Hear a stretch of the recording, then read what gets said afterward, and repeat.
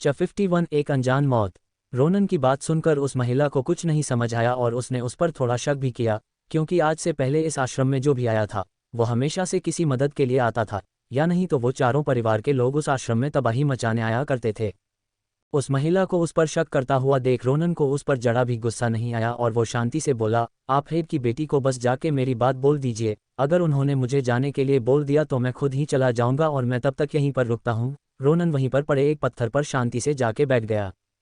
उस महिला ने भी कुछ नहीं बोला और वहां से चली गई, शायद वो हेड की बेटी को ये बातें बताने के लिए गई थी।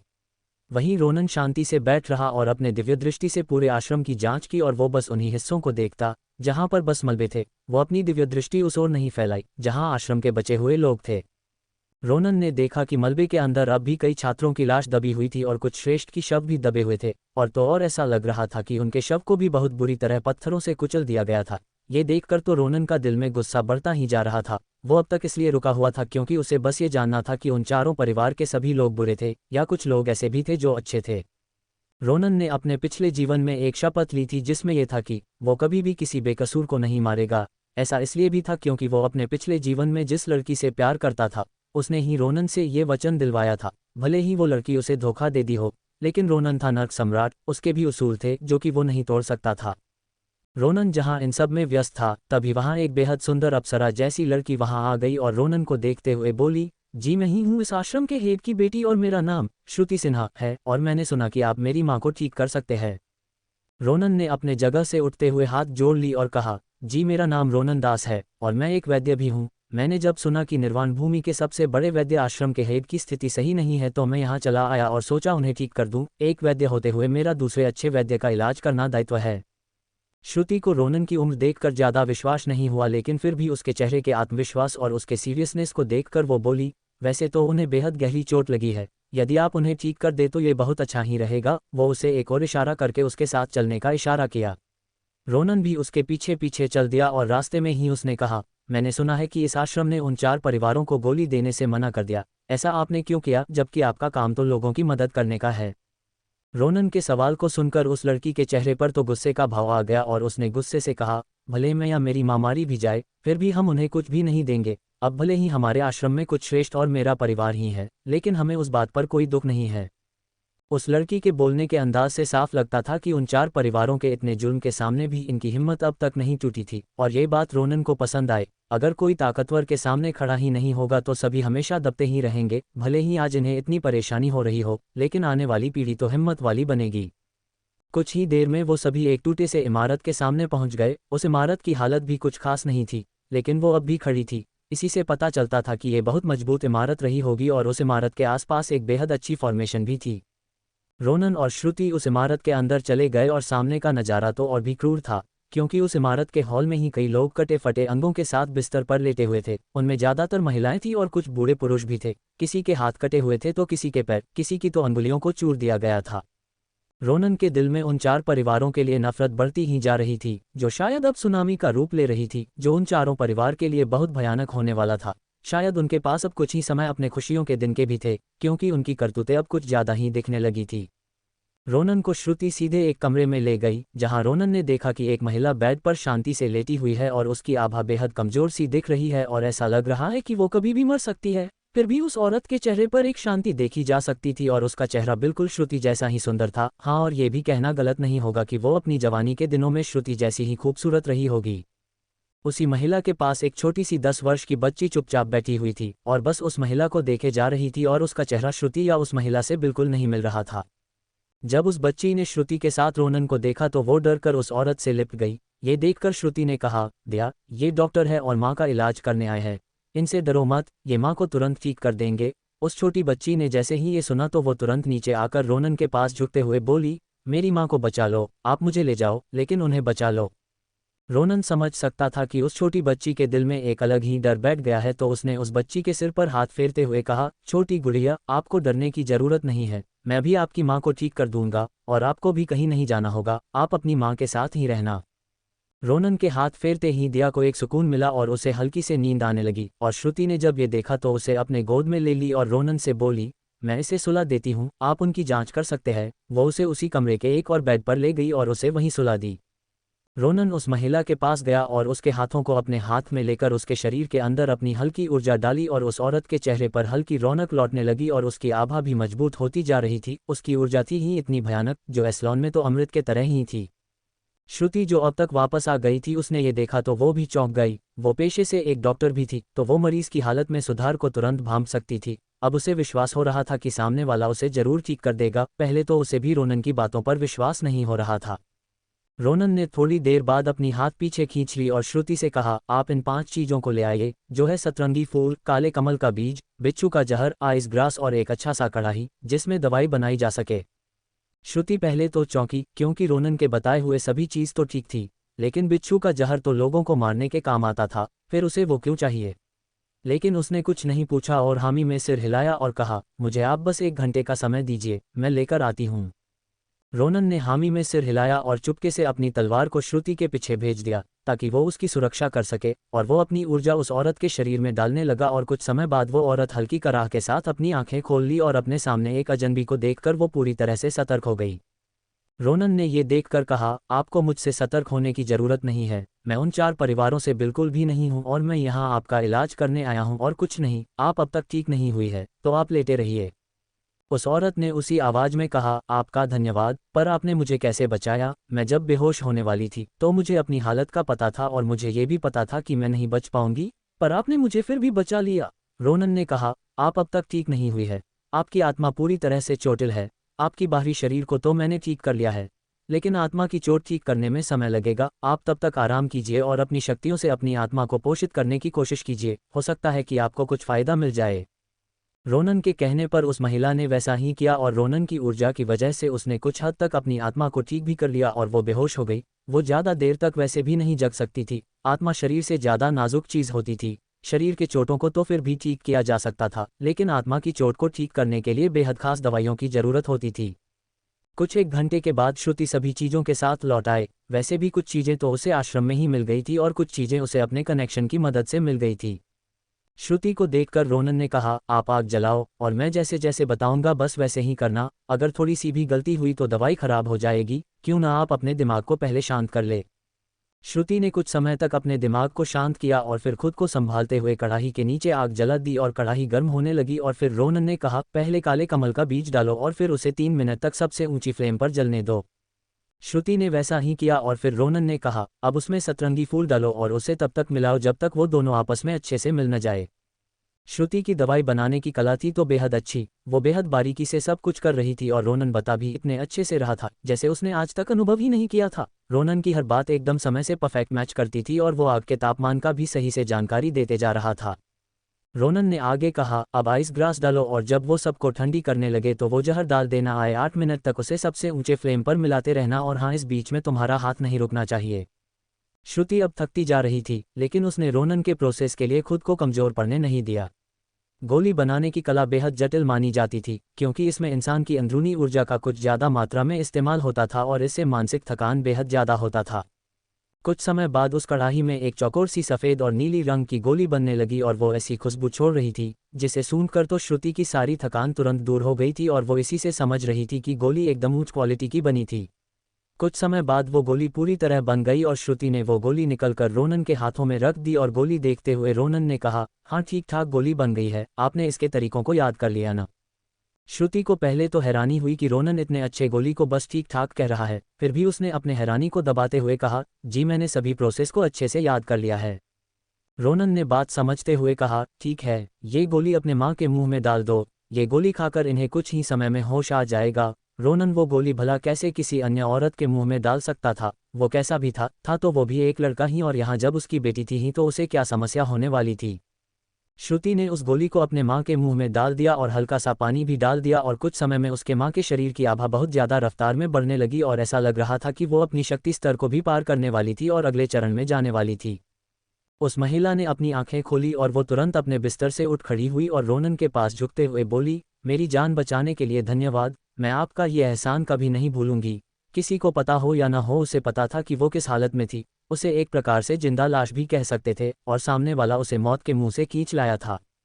रोनन ने कहा, अरे इसमें कोई बड़ी बात नहीं है, आपको इतना भावुक होने की जरूरत नहीं है। रोनन सच ही कह रहा था, क्योंकि ये तो उसके लिए मामूली सी ही बात थी और वैसे भी वो यहाँ अपने काम से आया था।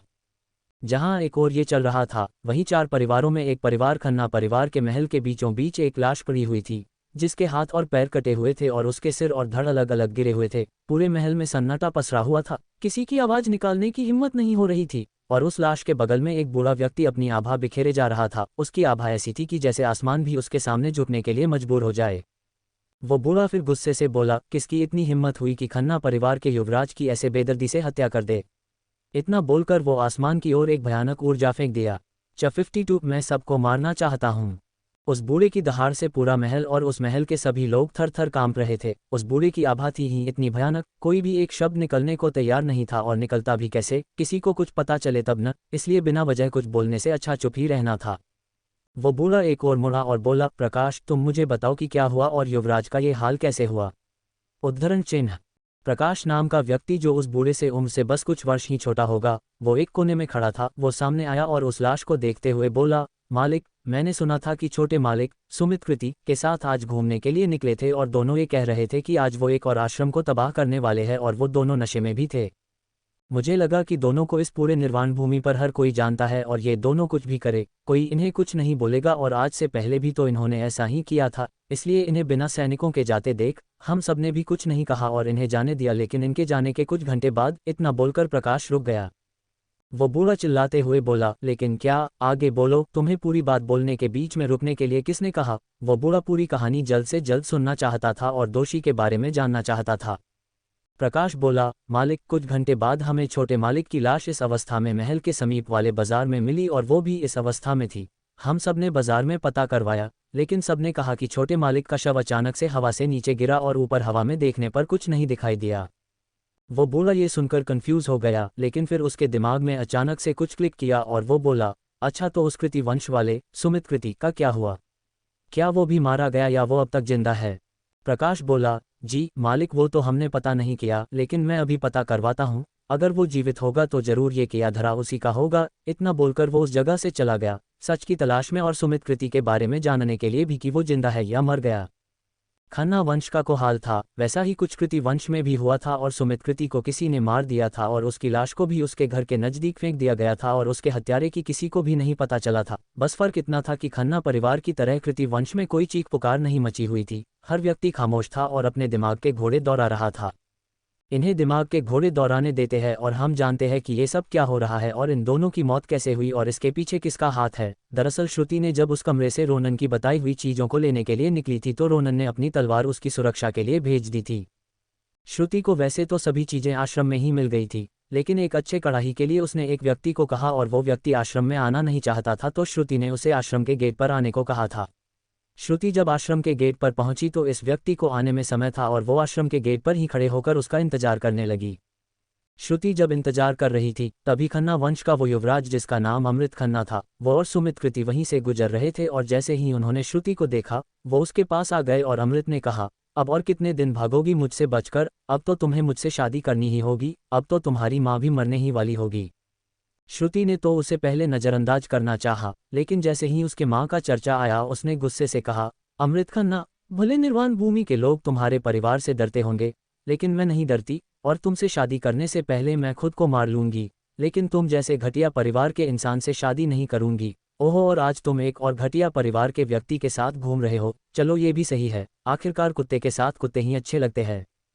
श्रुति ने एक साथ दोनों के परिवार की भी बेइज्जती कर दी और दोनों की कुत्ता भी बोल दिया और ये उनके ईगो को हिट कर गया। और अमृत ने अपनी तलवार निकालते हुए कहा, तुम्हारी इतनी हिम्मत हो गई, तुम दो कोढ़ी के लोगों को उस दिन ही खत्म कर देना चाहिए था। चलो कोई बात नहीं, मैं आज ही ये किस्सा खत्म कर देता हूँ। अमृत की तलवार देखकर श्रुति ने तो अपनी आखिरी समय के बारे में सोचना शुरू कर दिया, लेकिन तभी उन लोगों के पीछे से एक आवाज आई, छोटे मालिकों, आपके वंशहेड ने आप दोनों को अभी बुलाया है और उन्हें कुछ जरूरी काम है। उस आदमी की आवाज़ सुनकर अमृत रुक गया और पीछे मुड़कर देखा तो उसे एक जवान सा लड़का वहां दिखाई दिया, जिसे उन दोनों ने आज तक नहीं देखा था। तो अमृत ने पूछा, तुम कौन हो? मैंने तो तुम्हें आज से पहले कभी नहीं देखा। उस लड़के ने बिना डरे कहा, वो मैं कुछ ही दिनों पहले प्रभात सेना में शामिल हुआ हूँ, इसलिए आपने मुझे नहीं देखा होगा। उसकी बात सुनकर वो दोनों लड़के तुरंत अपने घर की ओर चल दिए, लेकिन जाते जाते अमृत ने श्रुति से कहा, आज तुम्हारी किस्मत अच्छी है, अगली बार सीधा तुम्हारी मौत होगी या तुम्हारी डोली उठेगी। इतना बोलकर वो दोनों वहां से तेजी से उस लड़के के साथ चले गए। वो लड़का कोई और नहीं बल्कि रोनन के तलवार का इंसानी रूप था। जी हाँ, उसका तलवार स्वर्ग और नर्क दोनों लोकों की तीसरी सबसे खतरनाक तलवार थी। तो ये विशेषता तो आम सी बात थी। वो तलवार आसानी से इंसानी रूप में आ सकता है और यहाँ तक कि उसके पास रूप बदलने की भी कला है। ऐसी ही कई विशेषता है उस तलवार की, लेकिन वो सब समय के साथ ही पता चलेगी। अब आती है दूसरी बात की प्रभात सेना का नाम सुनते ही वो दोनों तुरंत क्यों चल दिए। तो इसका अर्थ सिंपल था। उन चारों परिवार ने शौर्य साम्राज्य, इसे हम अब अधिकार भूमि बोलेंगे, वाले जमीन पर कब्जा करने के लिए एक खास सेना का निर्माण किया था और उस सेना का नाम था प्रभात सेना। और ये बात टॉप सीक्रेट थी और जैसे ही उन दोनों ने वो नाम सुना वो तुरंत वहां से चल दिए।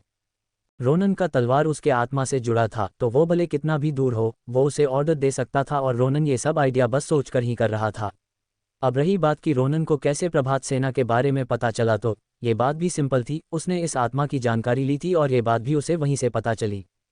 वो लड़का उन्हें अपने पीछे ले जा रहा था और उसे उनके घर की जगह किसी और जगह ले जाने लगा। तो सुमित ने शक करते हुए पूछा, अरे हमारा घर उस रास्ते में है, तुम हमें कहाँ ले जा रहे हो? सुमित कृति वंश से था तो उसका दिमाग भी बेहद तेज चलता था। उस लड़के ने पीछे मुड़कर चेहरे पर एक बड़ी सी स्माइल के साथ कहा, मालिक आपको तो पता ही है ना कि ये मिशन कितना जरूरी है और बड़े मालिकों ने कहा है कि ये बात किसी भी हाल में बाहर नहीं निकलने चाहिए, तो उन्होंने एक खास जगह का बंदोबस्त किया है, मैं आपको वहीं ले जा रहा हूँ। सुमित को भी अब विश्वास हो गया, क्योंकि लड़के के चेहरे पर किसी प्रकार की घबराहट नहीं थी और वो सब एक जगह पहुंच गए जहां चारों ओर खाली मैदान था और रोनन की तलवार ने एक चुटकी बजाई और वो पूरा क्षेत्र ही लोगों के नजरों से गायब हो गया। सुमित को तुरंत अपने आसपास हो रही घटनाओं पर शक हुआ और उसने तुरंत कहा, नहीं तुम कोई प्रभात सेना के आदमी नहीं हो, तुम कोई बहरूपिया हो, हम इस जगह पर नहीं आ सकते थे, तुमने हमें जानबूझकर यहाँ लाया है। कौन हो तुम? तुम्हें पता भी है कि तुम क्या कर रहे हो? सुमित उसे थोड़ा डराना चाह रहा था। रोनन की तलवार ने हंसते हुए कहा, अच्छा तो तुम्हें पता चल गया, मुझे कृति वंश वालों से ऐसी ही उम्मीद थी। वैसे मुझे तुम्हारे और इस पूरे निर्वाण भूमि से रत्ती भर भी फर्क नहीं पड़ता, लेकिन तुम दोनों गधों ने मेरे मालिक के काम में दखल अंदाजी डालने की कोशिश की। उस लड़के की आवाज़ हंसमुख से अचानक डरावनी और भयानक हो गई। रोनन की तलवार ने तुरंत एक ऊर्जा अमृत की ओर भेजी और अमृत खन्ना कुछ समझ पाता। उसका सिर धड़ से अलग हो चुका था, उसे तो बात समझने तक का मौका नहीं मिला और उसकी मौत भी हो गई। रोनन के साथ रहते रहते उसकी तलवार के भी सभी अंदाज उसके जैसे ही हो गए थे और वो भी इंसानों को मारने में जरा भी नहीं हिचकता था।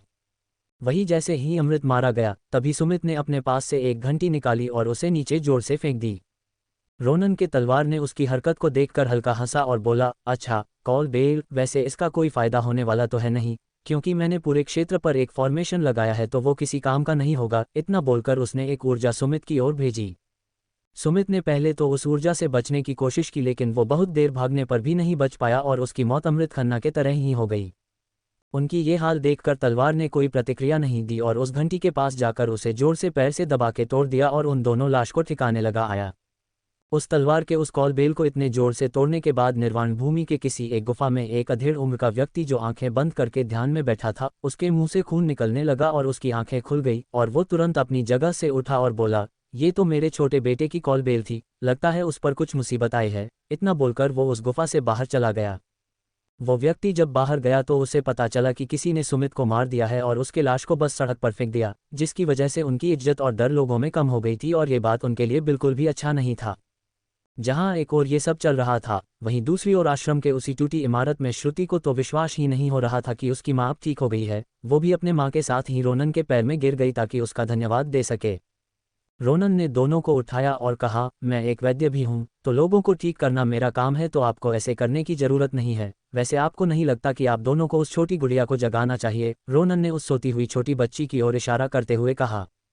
रोनन की बातों के बाद उन दोनों का ध्यान उस बच्ची पर गया और श्रुति बोली, नहीं, उसे सोने दीजिए, पिछले कई दिनों से वो सोई नहीं है, अब जाकर उसे नींद आई है और अब माँ भी ठीक हो गई है, तो उसे उठने के बाद खुशी ही मिलेगी।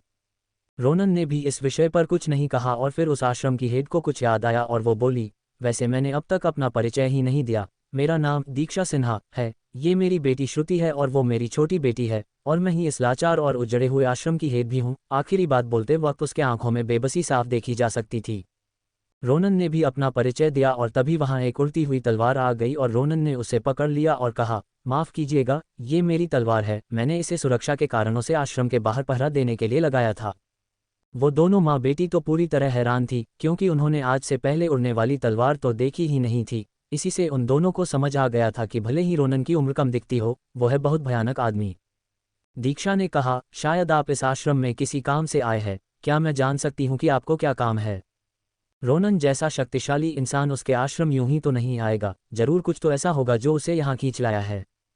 रोनन ने कहा, जी आप कुछ हद तक सही है। मैं ये जानना चाहता हूँ कि क्या उन चारों परिवार के सभी व्यक्ति क्रूर ही हैं या उनमें कुछ लोग ऐसे भी हैं जो अच्छे हैं? दीक्षा ने कहा, वैसे तो कृतिवंश बेहद रहस्यमयी परिवार है और उनके लोग हमेशा सारे काम पीछे से ही करते हैं, तो मुझे उनके बारे में कुछ नहीं पता है। पहली बार उन्होंने मिलकर कुछ किया था और उसके चपेट में ये आश्रम आ गया। और रही बात बचे हुए 3 परिवार की, तो वो तीनों परिवार ऐसे नहीं थे। उन तीनों परिवार की हेड पहले उनके घर की महिलाएं हुआ करती थी और वो तीनों बेहद अच्छी दोस्त थी और उनके समय में वो पूरे निर्वाण भूमि में सबकी मदद करती थी और उनसे कोई नफरत भी नहीं करता था। लेकिन अचानक से ही क्या हुआ और वो तीनों महिलाएं गायब हो गई और पुरुषों ने वो गद्दी संभाल ली और तब से यही हाल है। वैसे आपको उनसे क्या काम है? क्या आपकी उनसे कुछ दुश्मनी है? रोनन ने दीक्षा के सवाल को सुना और उसकी आभा तुरंत तेज तलवार के जैसे हो गई और वो बोला, दुश्मनी नहीं, मेरी कोई दुश्मनी नहीं है, लेकिन मैं उन चारों परिवार के सभी लोगों को मारना चाहता हूं और मुझे ऐसा करने से स्वयं भगवान भी नहीं रोक सकते। 53 मौत का तांडव। रोनन ने जिस अंदाज में कहा था कि मैं उन्हें मारना चाहता हूं, वो अंदाज बेहद डरावना सा दिख रहा था और उसके बोलने के अंदाज से ऐसा लग रहा था कि उसने सच में उन परिवार वालों को मारने की ठान रखी है और शायद उसे भगवान भी नहीं रोक पाए। इस बार श्रुति और दीक्षा दोनों बिल्कुल चौंक गए, क्योंकि उन्हें अब तक लगता था कि रोनन को उनके आश्रम से कुछ काम होगा, लेकिन वो तो किसी और ही काम से आया था। लेकिन उसे समझना दीक्षा का काम था और वैसे भी वो उम्र में उससे बड़ी थी। दीक्षा ने कहा, वैसे क्या मैं जान सकती हूँ कि आप क्यों इतना गुस्से में है? क्या उन परिवार वालों ने आपके साथ कुछ किया या आपको उनसे कोई समस्या है? आप भले ताकतवर होंगे, लेकिन वो लोग बेहद ताकतवर है। उनके पास कई लाखों लोगों की सेना भी है और अभी मैंने सुना है कि वो अपने सैनिकों को अभ्यास करने के लिए ले गए हैं। रोनन ने कहा, हाँ बिल्कुल, क्यों नहीं, लेकिन उससे पहले आपको मेरे बारे में सही से जान लेना चाहिए और मेरे यहाँ आने का कारण भी जानना चाहिए। रोनन ने कहा, मैं धैर्य भूमि से आया हूँ, जिसे आप सब अधिकार भूमि के नाम से जानते होंगे, और मैं अभी कुछ समय पहले ही यहाँ निर्वाण भूमि आया हूँ। दीक्षा ने हैरान होते हुए कहा, अच्छा तो आप वहाँ से आए हैं। मैंने भी कुछ किस्सों में सुना है कि निर्वाण भूमि से अलग भी एक भूमि है और वहाँ भी हम जैसे लोग रहते हैं, लेकिन एक बड़ी सी ताकतवर समुद्री जीवों से भरी सागर को पार करना होता है। वो आपने कैसे किया?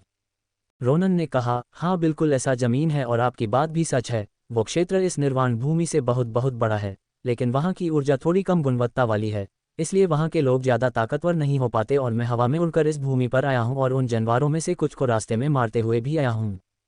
वैसे उन 4 परिवार के लोगों को उस भूमि तक जाने का रास्ता मिल गया है और वो लोग वहां हमला करके वहां भी कुछ ऐसा ही करना चाहते हैं जो वो यहाँ निर्वाण भूमि में करते आए हैं। उन्होंने मेरे दादा के आश्रम को भी बर्बाद कर दिया और कई आम लोगों को भी मौत के घाट उतार दिया। उन्हीं में से एक व्यक्ति मेरा खास दोस्त भी था और उनमें कुछ छोटे बच्चे भी थे।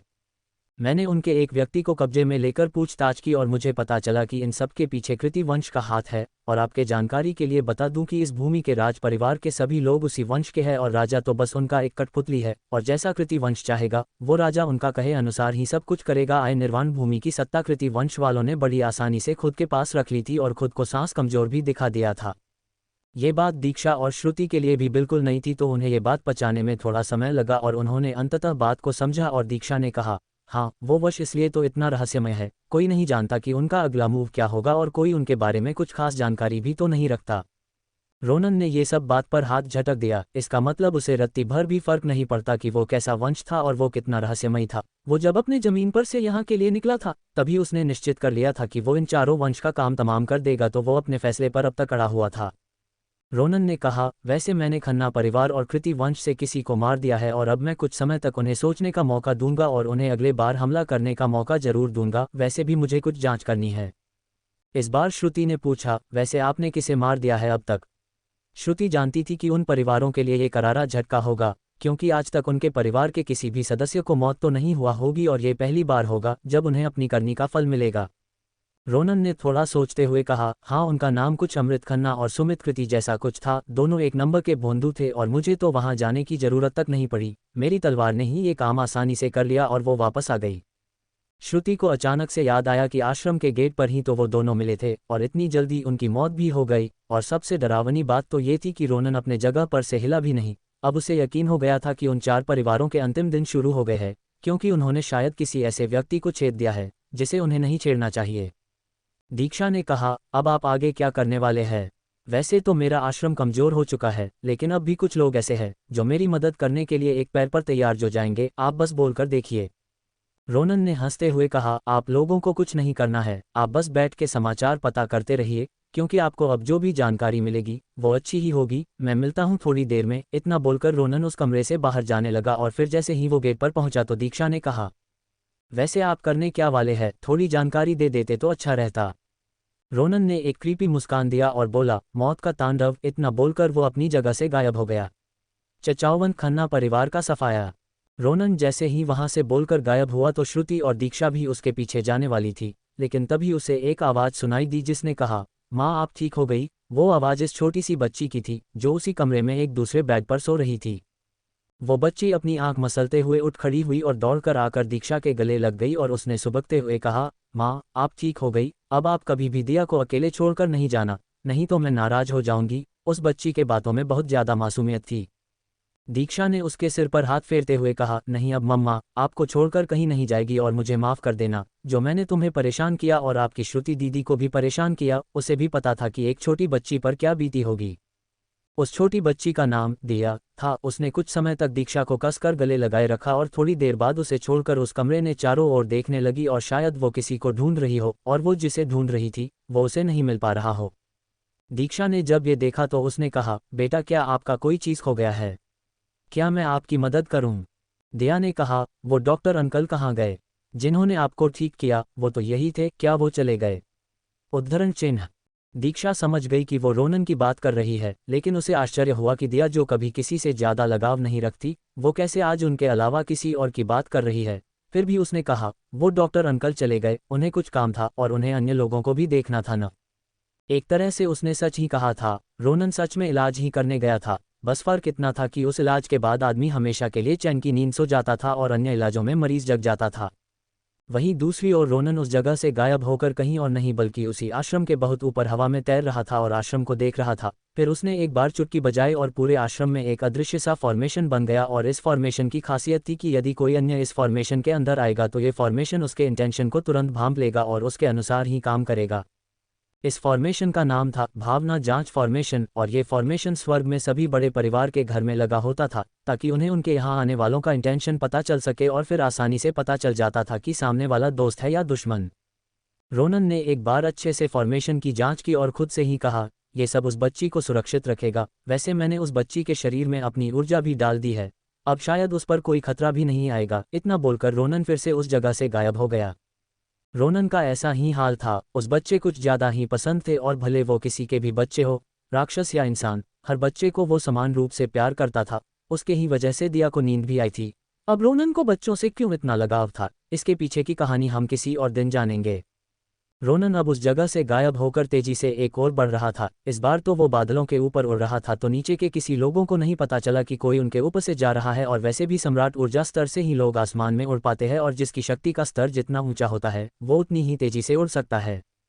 रोनन अब एक बड़े से महल के ऊपर आकर रुका और नीचे देखने लगा और उसे नीचे हो रही सभी गतिविधियां साफ साफ दिख रही थी। ये महल किसी और का नहीं बल्कि खन्ना परिवार का था और महल भी बेहद सुरक्षित दिख रहा था। महल के ऊपर कई सारे ऊर्जा जाल लगाए गए थे और कई सैनिक इस महल के हर कोने में सुरक्षा भी से रहे थे। रोनन उस महल को अच्छे से देखा और उसे एक जगह मिल गया जहां वो उतर सकता था और वो जगह कोई और नहीं बल्कि उस महल का पूर्वज हॉल था, जो कि महल के पिछले हिस्से में महल से थोड़ी दूरी पर बनाया गया था। आए पता नहीं क्यों इस जगह पर एक भी सैनिक नहीं था। रोनन वहां उतरा और अब अपनी अंतर्दृष्टि पूरे महल में फैला दी और महल में उपस्थित सभी लोगों को एक पल के लिए लगा कि कोई उन्हें घूर रहा है, लेकिन ये फीलिंग कुछ ही समय में चली गई और लोगों ने इस चीज़ को नज़रअंदाज कर दिया। शायद ऐसा सभी ने नहीं किया था। उस महल के एक कमरे में वही बूढ़ा जो विलाप कर रहा था वो बैठा था और उसे जैसे ही ये एहसास हुआ उसने भी अपनी अंतर्दृष्टि फैला दी, लेकिन उसे कहीं कोई ऐसा व्यक्ति नहीं दिखा जो हल्का सा भी सस्पिशियस हो और है पूरे महल में अपने ही लोग दिखाई दिए तो वो वापस से आराम करने लगा। रोनन उस जगह से गायब होकर सीधे उस बूढ़े के सामने भूत की तरह खड़ा हो गया और इस वजह से बूढ़ा भी चौंक गया। लेकिन उसकी हैरानी ज़्यादा देर तक नहीं रही। उसने तुरंत खुद के चौंकने वाले चेहरे के अंदाज को बदलकर एक आदेश देने वाले अंदाज में कहा, कौन हो तुम और मेरे कमरे तक कैसे आ गए? रोनन ने उसे कुछ नहीं कहा और बस एक चुटकी बजाकर पहले एक ऊर्जा जाल लगा दिया और कहा, मेरा नाम रोनन दास है और मैं यहाँ तुम्हारे खन्ना परिवार को नर्क ले जाने आया हूँ। वैसे मैं याद दिला दूँ, मुझे नर्क सम्राट भी कहा जाता है। रोनन को अपना परिचय पहले देना जरूरी लगा तो उसने सच सच सब कुछ बोल दिया और वैसे भी मरने वाले की आखिरी इच्छा पूरी करना भी तो जरूरी था। उस बूढ़े ने रोनन की बातों को मजाक समझकर हंसते हुए कहा, अच्छा तो मैं एस्लोन का सम्राट हूँ, इतना बोलकर उसने अपने हाथों से एक भीषण आग का गोला उसकी ओर फेंक दिया और हंसते हुए कहा, पता नहीं आजकल की पीढ़ी इतना बात करना क्यों पसंद करती है। उस बूढ़े ने बातों बातों में ही रोनन पर हमला कर दिया था। उसके अनुसार ये सही तरीका था अपने दुश्मनों से पीछा छुड़ाना और उसने वही किया। वो बूढ़ा वापस जाता कि तभी एक आवाज़ उसे सुनाई दी जिसने कहा, पता नहीं क्यों बूढ़े व्यक्तियों को लगता है कि पूरे दुनिया का ज्ञान उनके ही पास है। बूढ़े ने आवाज़ वाली जगह पर देखा तो उसे रोनन अपने जगह पर दिखा, जो कि अपने कपड़ों को झाड़ रहा था, जैसे उसे गंदगी लग गई हो। और रोनन की बात बूढ़े के बातों का प्रत्युत्तर था, जो कि उसका मजाक उड़ा रही थी। बूढ़ा अब जाकर थोड़ा सीरियस हुआ और उसने फिर से एक और आग का गोला, जो पिछले वाले से भी बड़ा था, वो रोनन की ओर फेंका। लेकिन इस बार रोनन ने उसे बीच में ही रोक दिया और वो भी बस चुटकी बजाकर वो आग का गोला बस बीच हवा में ही गायब हो गया। रोनन ने कहा, मैं बस एक बार पूछूंगा, अधिकार भूमि पर हमला करने का आइडिया किसका था और क्यों चारों परिवार जो एक दूसरे की दुश्मन हुआ करती थी, उन्होंने एक साथ मिलकर वहां हमला करने की सोची। उस बूढ़े ने नाक भान सिकोड़ते हुए कहा, अच्छा तो तुम उन आश्रम वालों की तरह ही हो जो उस क्षेत्र पर हमला करने के खिलाफ है, या तुम कहीं उस जगह के आदमी ही तो नहीं हो। नहीं, तुम वहां के नहीं हो सकते, वहां तो इतना ताकतवर योद्धा पैदा ही नहीं हो सकता। वो बूढ़ा कुछ और बोलता, उससे पहले ही एक तलवार उसके खोपड़ी को आर पार कर गई और रोनन ने हवा में कुछ पकड़ते हुए कहा, मैंने तो पहले ही कहा था कि बेवजह होशियार बनने की जरूरत नहीं है, और ये आत्मा जांच करना मुझे बिल्कुल भी पसंद नहीं है। रोनन ने उस बूढ़े की आत्मा को ही पकड़ लिया और उसके आंखों में झांकते हुए कहा, अब मैं खुद ही सब कुछ पता कर लूंगा। यदि तुम ही बता देते तो तुम कुछ और समय जिंदा रहते, बिल्कुल अपने पोते की तरह बेवकूफ़ हो। वो गधा भी अपनी बेवकूफ़ी की वजह से पहले मारा गया। उस आत्मा में रोनन के हाथों में थरथराते हुए गुस्से से कहा, तो तुमने मेरे पोते को मारा, आखिर तुम हो कौन और क्यों तुम मेरे परिवार के पीछे पड़े हो, हमने तुम्हारा क्या बिगाड़ा है। रोनन ने अपना ज़्यादा समय बर्बाद नहीं किया और उसकी आत्मा जांच करने लगा और उसे कुछ खास चीज़ें पता चली और बस सब वही बात पता चली जो उसे पहले से पता था। रोनन ने खुद से ही कहा, अच्छा तो ये बूढ़ा इस वंश का हेड नहीं ताज बल्कि एक श्रेष्ठ था और इसका पोता अगला हेड बनने वाला था, और इस वंश का हेड एक महिला थी जिसे इन सब ने पकड़कर राजदरबार के कारागृह में कैद कर रखा है। इसमें बस एक बात खास थी कि ऐसा लग रहा था कि इसके दिमाग ने छेड़छाड़ की है, क्योंकि इसके पास उस मीटिंग से संबंधित भी नहीं है। रोनन उसके शव को अपने हाथों से पकड़कर खींचते हुए बाहर ले गया और कमरे के बाहर उसे कई लोग दिखे, जहां पहले तो सबने कुछ सेकंड तक उसे इग्नोर किया, क्योंकि कई नए लोग इस परिवार में काम करने आते रहते थे। लेकिन जैसे ही उनकी नज़र जमीन पर पड़े उस लाश पर पड़ी तो सब एकदम सख्ते में आ गए। उन सब ने जैसे ही श्रेष्ठ की लाश जमीन पर इस हालत में देखी तो सबका तो दिमाग ही कुछ सेकंड तक काम करना बंद कर दिया, और कुछ लोग अपने शौक से बाहर आकर तुरंत हंटर कहा, अब तुम कहाँ बचकर जाओगे और तुम किसके कहने पर तुमने ऐसा किया। इस बार रोनन ने अपने तलवार को कुछ आदेश दिया और वो तलवार उसके पास से निकलकर सीधा पहले हवा में गई और उसके कई टुकड़े हो गए और वो अब नीचे आने लगी थी। हर तलवार पता नहीं क्यों बेहद शांत और नुकीला दिख रहा था, और वो बहुत तेजी से नीचे आ रही थी और सभी अलग अलग दिशा में बढ़ भी रही थी। कुछ ही समय में वो तलवार की बारिश जमीन पर पहुंची, और हैरानी वाली बात ये रही कि उस हमले से केवल खन्ना परिवार के लोग ही मारे जा रहे थे, और यहाँ तक कि कुछ व्यक्ति को कहीं बहुत सीक्रेट जगह में भी था। वो तलवार वहां भी पहुंच गई और उनका ध्यान तोड़ दी। रोनन चुपचाप अपनी जगह पर खड़ा रहा और सब कुछ बिना भाव के देखता रहा। कुछ ही समय में वो पूरा का पूरा खन्ना परिवार लाशों से बीच गया था, और हैरानी की बात ये थी कि वो तलवार केवल खन्ना परिवार के लोगों की ही मृत्यु हुई थी, और बिना किसी आवाज के निर्वाण भूमि का एक ताकतवर परिवार का खात्मा हो गया था। इस है तो रोनन ने किसी की आत्मा को भी नहीं पकड़ा। वैसे भी जब हेड का आत्मा उनके पास था तो वो अन्य के पीछे क्यों ही जाता। रोनान ये सब करके उस जगह का अच्छे से जांच किया और उसे वहां ऐसा कुछ खास नहीं मिला जिसकी सहायता से उसका कोई काम बने। हाँ, उसे ढेर सारे धन मिले और उसने उन्हें अपने पास रख लिया। रोनन को उस धन का कोई लालच नहीं था, लेकिन ये धन अधिकार भूमि पर हुई तबाही में काम आ सकता था और दीक्षा के भी कुछ काम आ सकता था।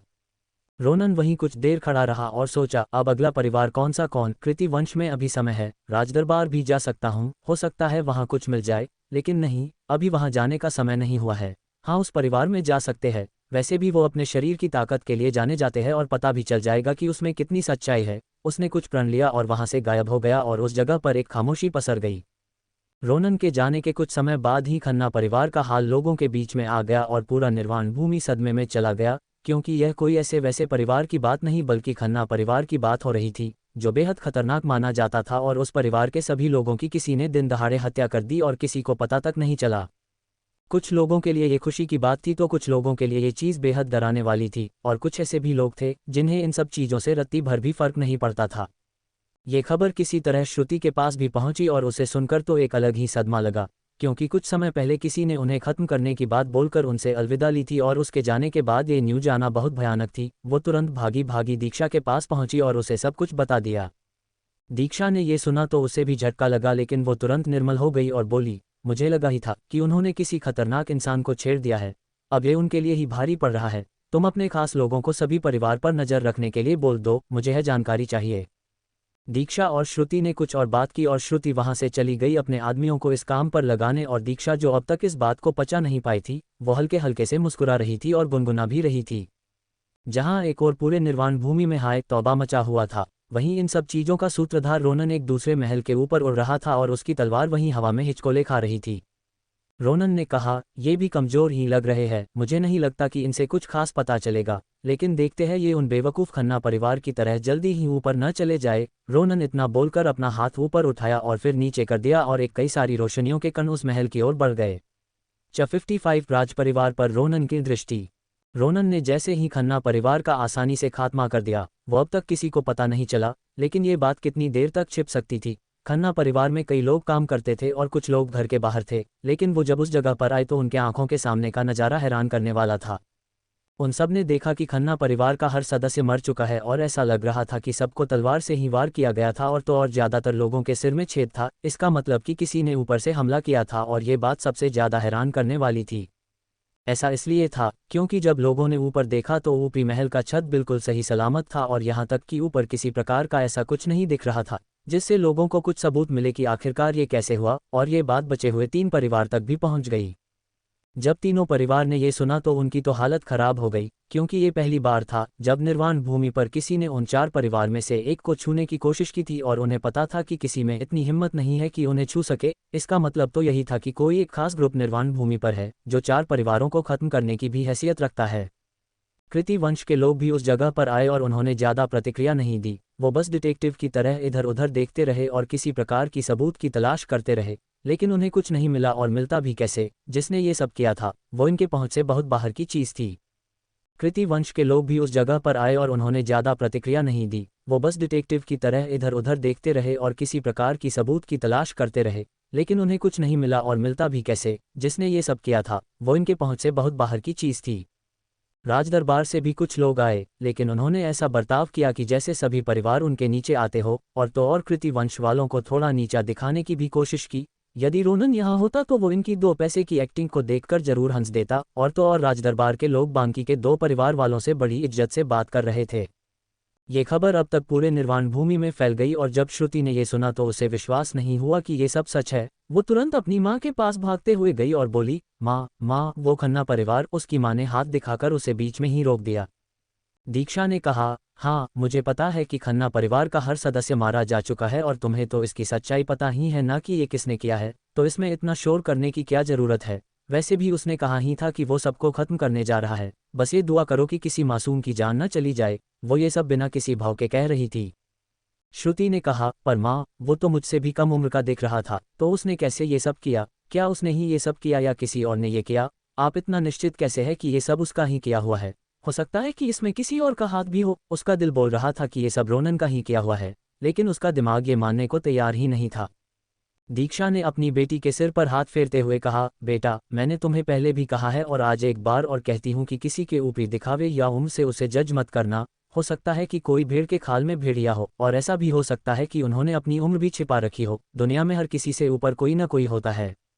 दीक्षा ने अपनी बेटी के सिर पर हाथ फेरते हुए कहा, बेटा, मैंने तुम्हें पहले भी कहा है और आज एक बार और कहती हूँ कि किसी के ऊपरी दिखावे या उम्र से उसे जज मत करना। हो सकता है कि कोई भेड़ के खाल में भेड़िया हो, और ऐसा भी हो सकता है कि उन्होंने अपनी उम्र भी छिपा रखी हो। दुनिया में हर किसी से ऊपर कोई ना कोई होता है। श्रुति ने अब कुछ नहीं कहा और अपना मुंह बंद कर लिया और वहां से जाने लगी और बोली, माँ, वैसे आपको आराम करना चाहिए क्योंकि अभी आपका इलाज हुआ है, तो आप आराम कीजिए। यदि कुछ हुआ तो मैं आपको सूचित कर दूंगी। इतना बोलकर वो वहां से चली गई। खन्ना परिवार की बात पूरे निर्वाण भूमि पर फैल गई थी, और इन सब का सूत्रधार अभी एक महल के ऊपर उड़ रहा था और अपनी अंतर्दृष्टि उस महल पर फैलाए हुए था और कुछ सोच रहा था। और ये कोई और नहीं, अपना हीरो रोनन ही था। उसने महल की जांच करते हुए कहा, ये अच्छा, तो अभी इस परिवार के मुख्य सदस्य अभी यहाँ नहीं है। ओह, बेकार में एक ऊर्जा जाल बर्बाद हो गया। रोनन ने पहले ही इस महल के चारों ओर ऊर्जा जाल फैला दी थी। उसे लगा था कि सभी सदस्य महल में होंगे, लेकिन एक व्यक्ति जो कि इस घर का नौकर था, उसने दूसरे नौकर से ही कहा, हमारे वंशवेद अभी यहाँ नहीं है। वो पिछले कुछ वर्षों से ध्यान में है, और मैंने सुना है कि वो अब कुछ दिनों में वापस आने वाले हैं। पता नहीं उनकी शक्ति कितनी बढ़ गई होगी। दूसरा नौकर भी उससे सहमत होते हुए बोला, हाँ, पिछले बार उन्होंने मंत्री को चैलेंज किया था और वो जीत गए थे। मुझे लगता है कि वो इस बार राजा को ही चैलेंज करेंगे और राजगद्दी पर खुद ही बैठेंगे। उन नौकर की बात से रोनन समझ गया कि इस परिवार का अभी मुख्य व्यक्ति टी है ही नहीं तो उसका यहाँ क्या काम। जब तक किसी सड़े हुए पेड़ को जड़ से खत्म न करो तो वो दूसरे पेड़ों को भी नुकसान पहुंचाता रहता है। जैसे कि एक दुश्मन भी बच गया तो वहीं आगे जाकर मेन विलेन बन जाता है और सामने वाले के नाक में दम करते रहता है। जैसे कि हम सब कई फिल्मों में देखते हैं कि हीरो अपनी खुददारी की वजह से अपने दुश्मन को एक मौका देकर छोड़ देता है और आगे जाके पता चलता है कि वो ही विलेन बन गया है और हीरो अपने किसी खास को देता है और उसे पछतावा होते रहता है कि उसने उस दिन ही उसे क्यों नहीं मार दिया था। और रोनन कोई हीरो नहीं था जो किसी को माफ कर दे, उसका सीधा हिसाब था कि प्रॉब्लम को जड़ से खत्म कर दो वरना उसे रहने दो। रोनन ये सोचकर अपनी अंगुली से चुटकी बजाया और वो ऊर्जा जाल गायब हो गई। अब रही बात कि रोनन कैसे उनकी बात सुन पा रहा था, तो इस बार उसने स्पेस फॉर्मेशन लगाया था जो कि उसके प्राइवेट स्पेस जैसा था, जिसके अंदर का मालिक वही था और उसमें वो कुछ भी कर सकता था। रोनन ने थोड़ी देर सोचा कि अब यहाँ तो उसका काम नहीं हुआ तो अब उसे क्या करना चाहिए, तो और है अचानक से एक चीज़ याद आया और वो अपनी जगह से पवन वेग तकनीक की सहायता से गायब हो गया और अब अगली बार सीधा राजमहल के ऊपर नजर आया। निर्वाण भूमि की राजमहल वैसे तो कहने को ये चारों परिवार को नियंत्रण करता था, लेकिन सच्चाई कुछ और ही थी। ये पूरा राजमहल कृति वंश का एक ऐसा किला था जिसे अगर कोई गिरा भी दे तो उन्हें कुछ खास नुकसान नहीं होगा और वो उनसे पल्ला झाड़ लेंगे। रोनन इस बार बिना किसी ऊर्जा जाल बनाए हुए सीधा राजमहल के गेट के सामने उतरा और उसने अपना वेश बदलकर एक बूढ़े का वेश बना लिया और राजमहल के अंदर जाने वाली लाइन में लग गया। ऐसा उसने क्यों किया वो हमें कुछ देर में पता चलेगा। राजमहल में ये लाइन इसलिए लगी थी कि लोग राजमहल में जाकर कुछ कम ढूंढ सके, क्योंकि राजमहल के अंदर एक बोर्ड लगा होता है जिस पर कई सारे काम लिखे होते हैं और लोगों को उनके काम के अनुरूप काम दिए जाते हैं और कुछ सीमित मात्रा में पैसे भी मिल जाते हैं। राजपरिवार एक तरह से पूरे निर्वाण भूमि पर शासन करता था, तो उनके पास कई काम होते थे, जैसे सेना में भर्ती, किसी महल का निर्माण करवाना, किसी जंगली जीव को मारना और किसी चोर लुटेरों को पकड़ना, और ऐसे ही कई सारे काम होते हैं। बस इसलिए ही ये लाइन लगी हुई थी। रोनन की भी बारी आई और उसने अपना एक नकली नाम बताकर राजमहल में प्रवेश पा लिया और उन्हें सीधा महल के अंदर बने बगीचे से होते हुए एक हॉल में ले जाया गया और उन्हें वो बोर्ड दिखाकर वो सैनिक वापस अपने काम पर चले गए। रोनन भी उस बोर्ड के पास गया और एक महल की सफाई वाला काम लेकर उसे काउंटर पर जमा कर दिया। काउंटर पर एक जवान व्यक्ति बैठा था। पहले उसने रोनन के काम वाले कागज को देखा और फिर रोनन को देखा और बोला, इस काम के लिए तुम्हें 20 तांबे के सिक्के मिलेंगे। रोनन ने कहा, लेकिन इस कागज पर तो 30 सिक्के लिखे हुए हैं, फिर वो 20 कैसे हो गए? कहीं मैंने कुछ गलत तो नहीं पढ़ लिया? उद्धरण चिन्ह। उस लड़के ने इतराते हुए कहा, लिखे तो 30 ही है, लेकिन 10 सिक्के मैं रखूंगा। अगर करना है तो करो, नहीं तो भागो यहाँ से। उसे सामने वाले के उम्र से बिल्कुल भी फर्क नहीं पड़ता था। ऐसा वो बहुत समय से करता आया था और अब तो वो लोगों से उनके ही मेहनत के पैसे लेने में बिल्कुल नहीं हिचकता था। रोनन ने एक लाचार सा शक्ल बनाते हुए कहा, नहीं नहीं, मैं करूंगा ये काम, मुझे कोई दिक्कत नहीं है, मैं 20 सिक्कों में भी कर लूंगा काम। उसने तुरंत वहां से एक टोकन लिया और पास में रखी झाड़ू लेकर बाहर निकल गया।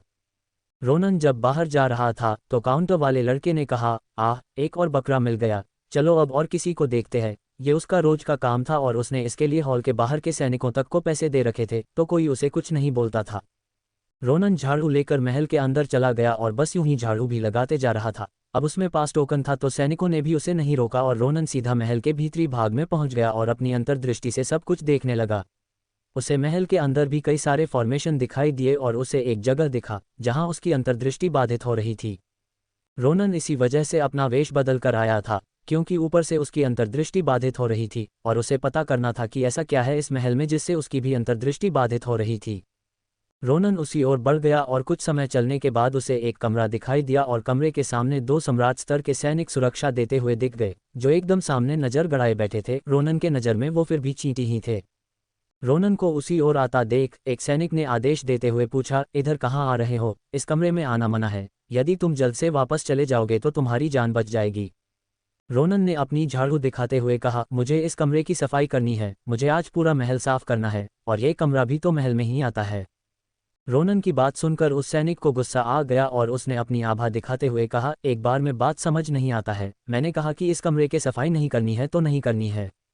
रोनन उसकी आभा को नज़रअंदाज करते हुए आगे बढ़ा आए तुरंत उस सैनिक के पास भी पहुंच गया।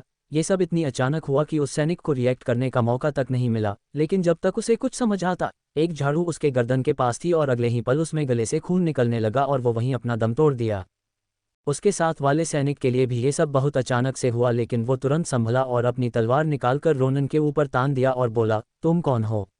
तुम एक झाड़ू देने वाले नहीं लगते, किसने तुझे भेजा है? रोनन ने तेजी से अपनी झाड़ू उसकी ओर घुमाए और वो भी कुछ समझता कि एक तलवार उसके शरीर के आर पार निकल गई और वो भी झाड़ू से ही निकली थी। रोनन ने ये देखते हुए कहा, मैं तो सफाई करने ही आया था, तुम्हें एक कर्मठ व्यक्ति को नहीं रोकना चाहिए। रोनन उस कमरे में प्रवेश कर गया और वो कमरा बहुत खाली थी और उस कमरे के बीच में एक टेबल रखा हुआ था और रोनन वहां जाके देखा और उसने हैरान होते हुए कहा, ये यहाँ पर, तभी तो मेरी दृष्टि बाधित हो रही थी, तो ये कारण था। रोनन के हाथ में एक शीशे जैसा कुछ था जिसके अंदर एक छोटा सा क्रैक था। रोनन के हाथ में नजर दृष्टि रोधक आईना था। ये किसी भी प्रकार के दृष्टि को अपने से पास नहीं होने देता है और अपने आसपास के 15 मील के क्षेत्र को अपने पास न देखने के लिए रोकता है, लेकिन ये टूटा हुआ था तो इसका क्षेत्र घटकर अब बस 100 मीटर ही रह गया था। रोनन ने उस शीशे को अपने पास रखा और अब अपनी अंतर्दृष्टि महल में फैला दिया और उसने महल के हर एक हिस्से को देख लिया, लेकिन उसे कुछ ऐसा नहीं दिखा जिससे उसका कुछ काम हो। लेकिन फिर भी वो एक और देखते हुए बोला, अच्छा तो वो रहा कठपुतली राजा, लेकिन वो बड़ा टेंशन में लग रहा है, क्यों न उसी से उसकी परेशानी पूछा जाए। रोनन इतना सोचकर अपनी जगह से गायब हुआ और राजा के कमरे के अंदर प्रवेश कर गया। वो राजा के पीछे खड़ा था और उसे देखते हुए बोला, महाराज, क्या कोई परेशानी है जो आपको सता रही है? राजा में बिना पलते ही कहा, वही खन्ना परिवार वाला हादसा, मुझे अब तक पता नहीं का कि उसके पीछे कौन लोग थे और वो क्या चाहते थे। राजा बोलते बोलते बीच में ही रुक गया क्योंकि उसे अचानक से कुछ एहसास हो गया। राजा तुरंत पीछे पलटा और उसे अपने सामने एक अजनबी दिखाई दिया और राजा ने उसे देखते हुए बोला, कौन हो तुम और तुम्हें कमरे के अंदर आने किसने दिया? रोनन ने उसके सवालों को नज़रअंदाज करते हुए कहा, अच्छा तो आप खन्ना परिवार के लिए परेशान है, आपको मुझे पहले बताना चाहिए। वैसे वो मैंने ही किया था, लेकिन आपको टेंशन लेने की ज़रूरत नहीं है, मैं वैसे भी आपको उनके साथ ही भेजने वाला हूँ। 56 भीषण युद्ध।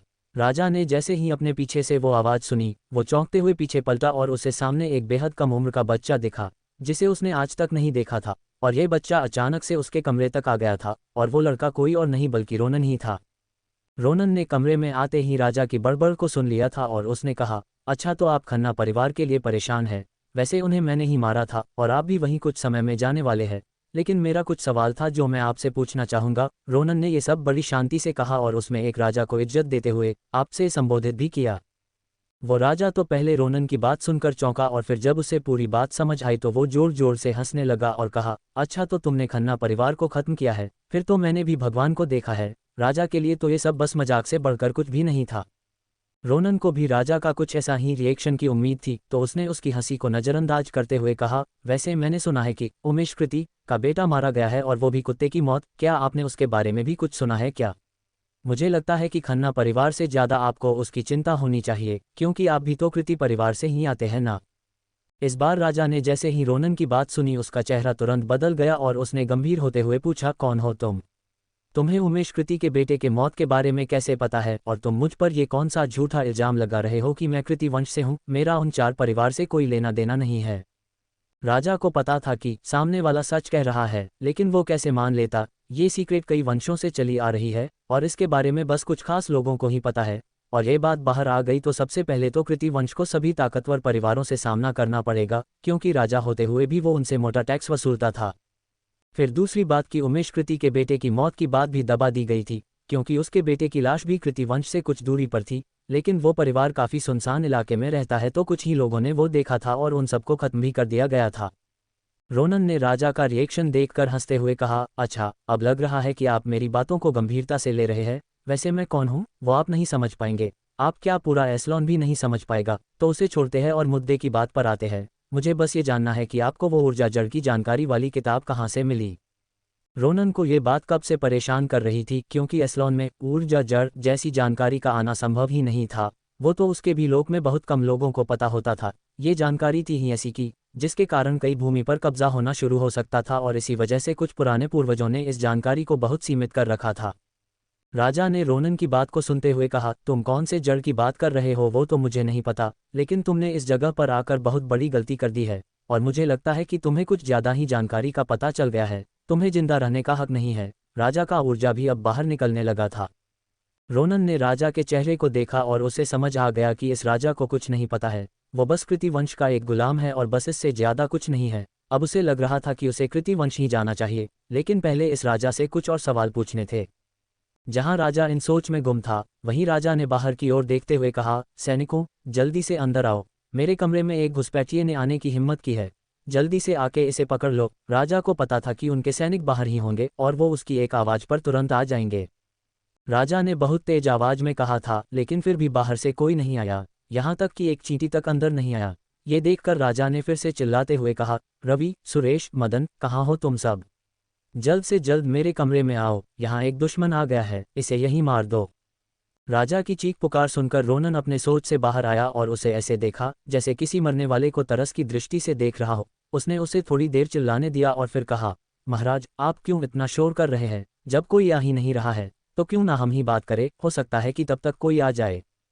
राजा को रोनन का ताना मारना बिल्कुल भी पसंद नहीं आ रहा था। उसे ऐसा लग रहा था कि वो एक शिकारी के पिंजरे में फंस गया है। उसने अपने तलवार को निकाला और रोनन के ऊपर तानते हुए बोला, ए लड़के, मुझे नहीं पता कि तुमने कहाँ से इतनी जानकारी निकाल ली है, लेकिन मरने से पहले तुम्हें ये बताना होगा कि तुम्हें ये सब किसने बताया। कौन सा ऐसा गद्दार है जो हमारे बीच छिपा बैठा है? रोनन ने राजा की बात सुनकर उसे ताना मारते हुए कहा, महाराज, अब आप अस्वीकार भी नहीं कर रहे हैं कि आप कृतिवंश से नहीं है। खैर, ये अच्छा ही है। वैसे मुझे उस ऊर्जा जड़ के अलावा भी कुछ पूछना था। रोनन उसकी आभा को नजरअंदाज करके आगे बढ़ गया और उसकी तलवार पर एक अंगुली रखा, जिस वजह से वो तलवार टूटकर बिखर गई। राजा ने जब ये देखा तो अब उसे पहली बार डर का एहसास हुआ, क्योंकि जिस तलवार को रोनन ने तोड़ा था वो एक मशहूर तलवार, विषदंत तलवार थी, जिसे छूने भर से ही आदमी तुरंत मारा जाता है। केवल तलवार के मालिक ही उसे छू सकते हैं, और रोनन ने उसे बस अंगुली से तोड़ दिया। रोनन अब तक उसके मुंह के पास पहुंच गया और उसे हल्का सा धक्का दिया, जिसके इम्पैक्ट से राजा नीचे धड़ाम से जमीन पर गिर गया। और अब रोनन ने अपनी आभा बिखेरते हुए कहा, तुम्हारे पास वो दृष्टि रोधक आईना कहाँ से आया? यदि अब तुमने ज्यादा नाटक किया तो तुम्हारी मौत भी उसी सुमित कृति के तरह होगी, और हो सकता है कि उससे भी भयानक हो। रोनन ने अपने पास से उस आईने को निकाला और उसे दिखा दिया। राजा एक आईना देखते हुए बोला, तुम्हारे पास ये कैसे आया? ये तो उस कमरे में रखा हुआ था ना? इसका मतलब मेरे दोनों सैनिक मारे गए। राजा के लिए तो आज जैसे डरावना सा दिन था। पहले सुमित, फिर खन्ना परिवार और अब एक राक्षस उसके सामने खड़े होकर सवाल पूछ रहा था। राजा को इतना सब होते हुए भी उसने बिल्कुल भी अपने चेहरे पर डर नहीं दिखाया और कहा, भले मेरी मौत आ जाए, लेकिन मैं कुछ नहीं बताऊंगा। उसे समझ आ चुका था कि वो सामने वाले से नहीं जीत सकता। सामने वाले के बस हल्के से धक्के की वजह से उसका ये हाल होता, तो वो सामने वाले से जीतने के सपने तो नहीं देख सकता था, लेकिन वो कुछ नहीं बताने वाला था। अब तक रोनन के सब्र का बांध टूट चुका था। उसने कहा, ठीक है, मत बताओ, मैं खुद उगलवा लूंगा। मैंने वैसे भी तुम्हें कुछ ज्यादा ही इज्जत दे दी। रोनन ने उसके दिमाग में अपने ऊर्जा कण को भेजा और हल्के से उसके सिर को दबाया। रोनन के ऊर्जा कण जाते ही राजा का आंख का रंग काले से हल्का पीला हो गया और अब वो बिल्कुल कठपुतली जैसा दिख रहा था, और वो सीधा खड़ा भी हो गया, जैसे सामने वाले के आदेश का इंतजार कर रहा हो। रोनन ने कहा, अब मुझे उस आईने से जुड़े और कृति वंश से राज परिवार के सभी संबंधों के बारे में बताओ। राजा ने अब तोते की तरह बोलना शुरू किया। राज परिवार की स्थापना कृति परिवार के सबसे पुराने पूर्वज ने की थी, ताकि वो शुरू से ही निर्वाण भूमि पर अपना शासन कर सके। उन्होंने राज परिवार को कृति वंश से अलग इसलिए किया कि इस वजह से उनके परिवार पर कोई मुसीबत आए तो उनके पास एक बैकअप फोर्स हो। कृति वंश के लिए निर्वाण भूमि बस एक खेल जैसा है। वो तो हमेशा से पूरे एस्लोन पर शासन करना चाहते हैं, लेकिन अधिकार भूमि पर हमेशा से एक दास परिवार का शासन रहा है। इस वजह से उन्हें ये मौका हाथ नहीं लगा, और अब जब दास परिवार कमजोर हो गया है तो वो इस मौके को नहीं छोड़ना चाहते हैं।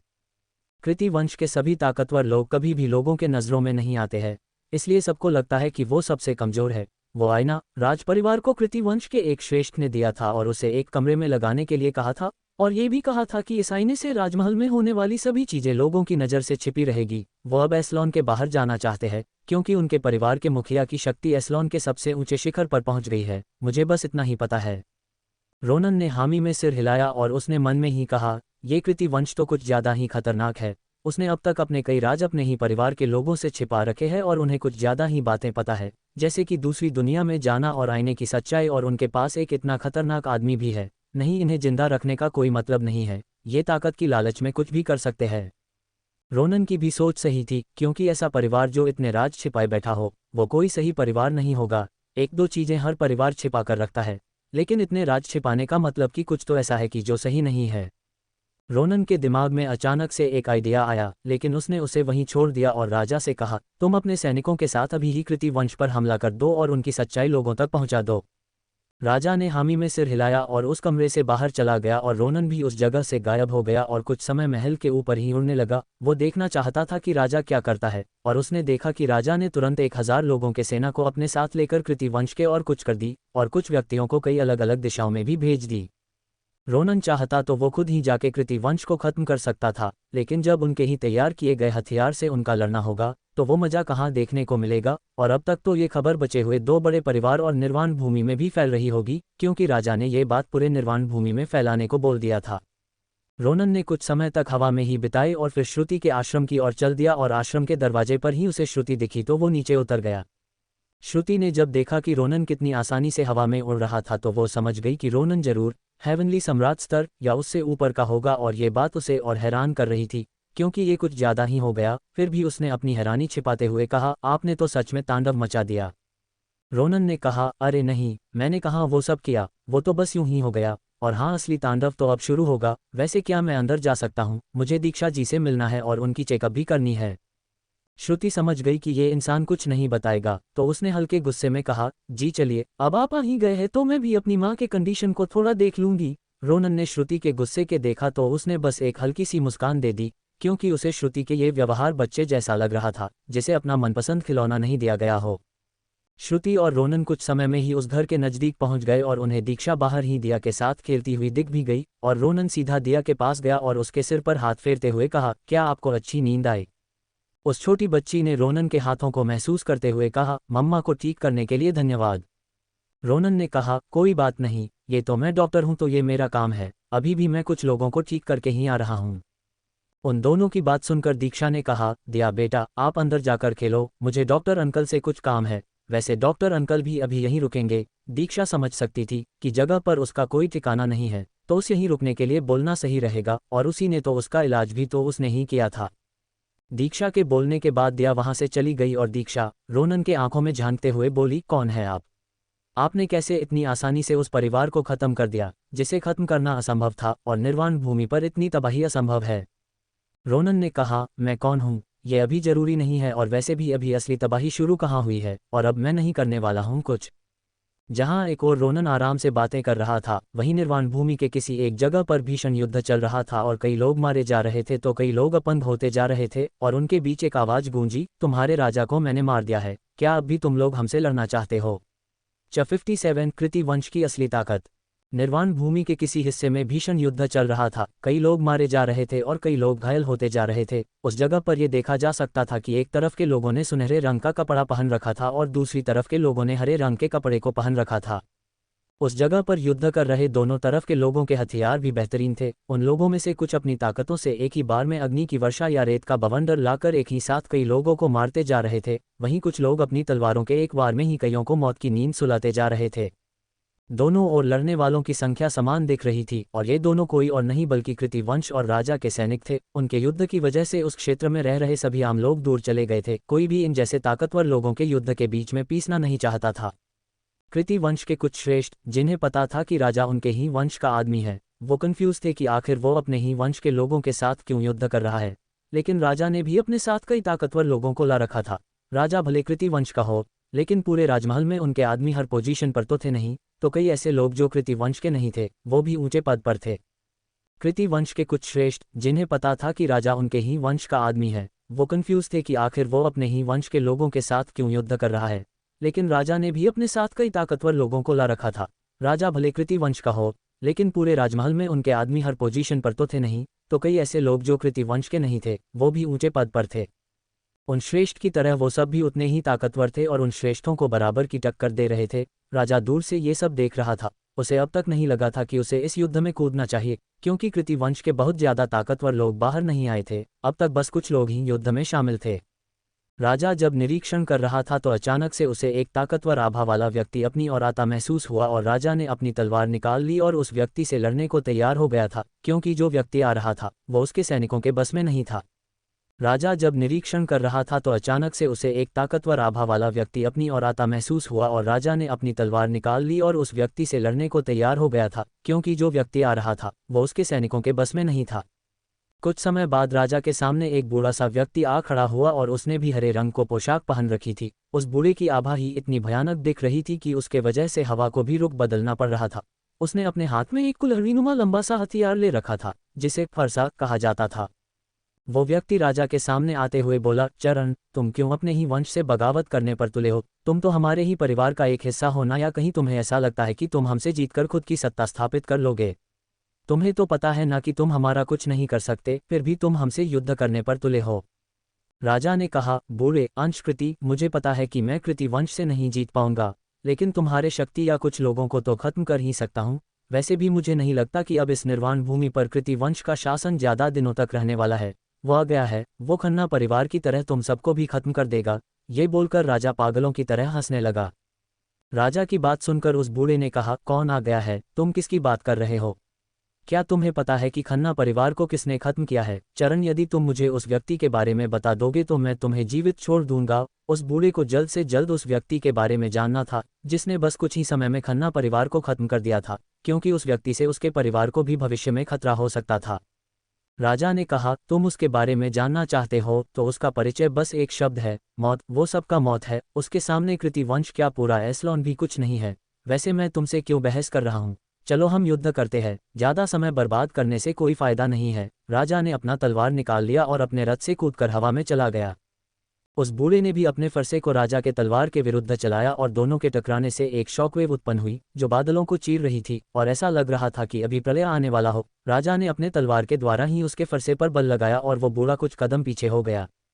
राजा के इस मूव के बाद बूढ़े ने भी अपनी शक्ति बढ़ाया और फिर दोनों ने अपनी गति का प्रयोग कर हवा में ही एक दूसरे पर कई प्रहार किए और हवा में ही कई जगह दरार आने जैसा दिखाई दे रहा था। उनके युद्ध को देखकर लग रहा था कि दो देवता आपस में लड़ रहे हो। उस बूढ़े ने अब अपने फरसे से एक तेज लहर राजा की ओर फेंकी और राजा ने अपने हथियार से उसे वापस बूढ़े की ओर घुमा दिया और बूढ़ा इस चीज के लिए तैयार नहीं था और उसे वो हमला लग गया और वो उड़ता हुआ दूर पास के एक पहाड़ी से जा टकराया और उस पहाड़ के बीच गड्ढा होने लगा। राजा तुरंत उस पहाड़ के पास पहुंचा, लेकिन बूढ़े ने भी तब तक खुद को संभाल लिया था और उसने कहा, मैं मानता हूं कि तुम ताकतवर हो, लेकिन तुम्हारा किस्सा यहीं खत्म करने का वक्त आ गया है। उस बूढ़े ने अब अपने फरसे को बड़ी तेजी से हवा में घुमाया और उसके फरसे से कई और वैसा ही फरसा निकला और राजा की ओर बढ़ गया। राजा ने ये देखा तो तुरंत उसने भी वैसा ही मूव किया और उसके भी तलवार से कई परछाइयां निकली और दोनों के हथियार आपस में टकराने लगे। लेकिन बूढ़े की हथियार का वार बेहद भयानक सा था तो कई बार राजा को जा लगे और राजा अब बुरी तरह घायल हो गया।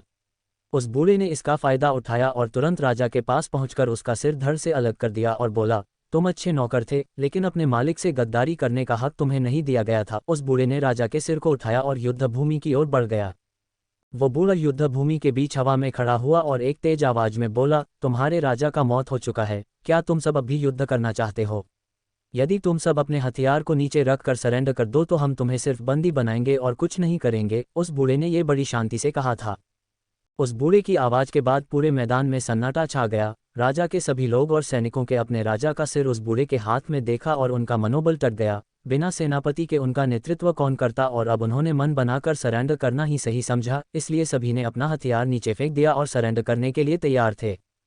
उस बूढ़े ने ये देखा और हल्की मुस्कान के साथ मन में कहा, वैसे भी इस युद्ध का कोई औचित्य ही नहीं था, नुकसान तो हमारा ही हुआ, चाहे राजपरिवार के लोग मरे या कृति वंश के। अब हमें फिर से एक प्यादे को राजा बनाना पड़ेगा। उसका भी सोचना सही था क्योंकि दोनों लोग तो उनके ही वंश के प्यादे थे। वो बूढ़ा कुछ आदेश देने ही वाला था कि उसे लगा कि कोई बहुत डरावनी चीज उसकी ओर आ रही है। वो तुरंत एक ओर हट गया, लेकिन उसकी फूटी किस्मत ने उसका साथ नहीं दिया और उसका एक हाथ, जिसमें राजा का सिर था, वो कटकर नीचे गिर गया। वो बूढ़ा अपने कटे हुए हाथ को तुरंत दूसरे हाथ से दबाने की कोशिश करने लगा ताकि उसके शरीर से रिस रहा खून रुक सके। तभी नीचे से एक आवाज आई, ओह, तो तुम बच गए। मुझे लगता है कि तुम थोड़े अच्छे योद्धा तो हो अंशकृति, लेकिन मेरी अगली बार से बच पाओगे या नहीं, ये देखते हैं। उस बूढ़े ने नीचे देखा तो उसे एक जवान सा लड़का अपने हाथ में तलवार लिए दिखाई दिया और उसे देखते ही बूढ़े की जैसे सांस रुक सी गई और बूढ़ा कुछ बोलता उससे पहले ही उस लड़के ने अपनी तलवार का एक हमला उसकी ओर कर दिया और इस हमले में कई तलवार एक साथ उस बूढ़े की ओर बढ़ने लगे और वो कोई सच का तलवार नहीं बल्कि तलवार ऊर्जा थी। वो बूढ़ा इस हमले से नहीं बच पाया और उसका शरीर दो हिस्सों में बंट गया। उस लड़के के आने के बाद ही कई और लोग वहां आए और इस बार सभी ने सिल्वर रंग की पोशाक पहनी हुई थी और सभी के हाथ में तलवार थी और सभी एकदम तलवार की तरह दिख भी रहे थे। उनके चलने की चाल भी ऐसी थी कि जैसे किसी तलवार को चलने के लिए बोल दिया गया हो। राजा के लोग जो अब तक सरेंडर करने ही वाले थे, उन्होंने अपना हथियार उठा लिया और अब वापस से लड़ने के लिए तैयार थे। उस लड़के ने भी ये देख लिया और हंसते हुए कहा, चलो आज इस कृति वंश को निर्वाण भूमि से खत्म कर ही देते हैं। उस लड़के के बोलने के बाद सभी लोग फिर से कृति वंश पर हमला करने लगे और कृति वंश के कई लोग मारे गए। अब उन सिल्वर रंग के कपड़े पहने सैनिकों ने भी राजा के सैनिकों के साथ कृति वंश पर फुल टू हमला बोल दिया। लेकिन हैरानी वाली बात यह थी कि अब भी कृति वंश डटा हुआ था और उनके पास अब भी कई सैनिक दिख रहे थे। जहां एक तरफ ये सब हो रहा था, वहीं कृतिवंश के महल के अंदर हॉल में उमेश कृति ने एक हाथ टेबल पर पटकते हुए कहा, क्या हो रहा है ये सब? पहले वो चरण और अब ये कुमार परिवार, इन सब ने एक ही साथ हम पर हमला किया है और मुझे लग रहा है कि वो गोरिल्ला वाले लोग भी आते ही होंगे। उमेश कृति वही व्यक्ति था जिसके छोटे बेटे की मृत्यु कुछ समय पहले हुई थी। वो तो बस अपने बेटे के हत्यारे को ढूंढने के लिए अपने ध्यान से बाहर आया था, लेकिन यहाँ तो कुछ और ही चल रहा था। लोगों के बीच ये बात फैल गई थी कि राज परिवार कृतिवंश का ही दूसरा हिस्सा है। अब तो पूरा निर्वाण भूमि उनका दुश्मन बन चुका है। उमेश कृति की बात सुनकर उस हॉल में बैठा एक व्यक्ति बोला, वाइस हेड, क्या हमें वंश हेड को सूचित कर देना चाहिए? उनके आने से ये सब तुरंत ही खत्म हो जाएगा। उमेश ने नामी में सिर हिलाते हुए कहा, नहीं, इतनी छोटी सी बात के लिए हेड को नहीं परेशान करना चाहिए। वैसे भी वो अभी अपने शक्ति के एक अहम पड़ाव पर है, वो खुद ही बाहर आ जाएंगे। उनका वंश हेड बहुत ताकतवर था, ऐसा भी कह सकते थे कि पूरे एस्लोन पर सबसे ज्यादा। ऐसा सिर्फ उनका मानना था, जबकि ये बस उनका एक ख्याली पुलाव था। उसी व्यक्ति ने कहा, तो फिर अब हमें क्या करना चाहिए? हम एक साथ दो वंशों के लोग से नहीं लड़ सकते, हमारे कई लोग भी मारे जा चुके हैं। उमेश कृति ने थोड़ा सोचते हुए कहा, उन बूढ़ों को अब बाहर आने का समय आ गया है। अब हमें भी दिखाना पड़ेगा कि निर्वाण भूमि का वास्तव में हकदार कौन है। उसके चेहरे पर एक क्रूर हंसी थी। उस व्यक्ति ने कहा, लेकिन वो सब तो अधिकार भूमि पर शासन करने के लिए तैयार किए गए हैं ना? यदि हम उन्हें अभी बाहर निकाल देंगे तो फिर आगे दिक्कत हो सकती है। उमेश ने कहा, अधिकार भूमि को तो वंश हेड अकेले भी जीत सकते हैं। वैसे भी एक टुकड़ी उस ओर जा चुकी है। तुम्हें क्या लगता है कि अब नई सेना में क्या दोनों परिवार के सैनिक आएंगे? वो तो अब खुद ही हम पर हमला कर रहे हैं। जाओ उन्हें बाहर आने को कहो। उस आदमी ने तुरंत हॉल से बाहर का रुख किया और वहीं दूसरी ओर अब तक सच में कृतिवंश का बहुत हद तक खात्मा हो चुका था और सभी लोग कृतिवंश के दरवाजे तक आ गए थे और वो उसे तोड़ने ही वाले थे।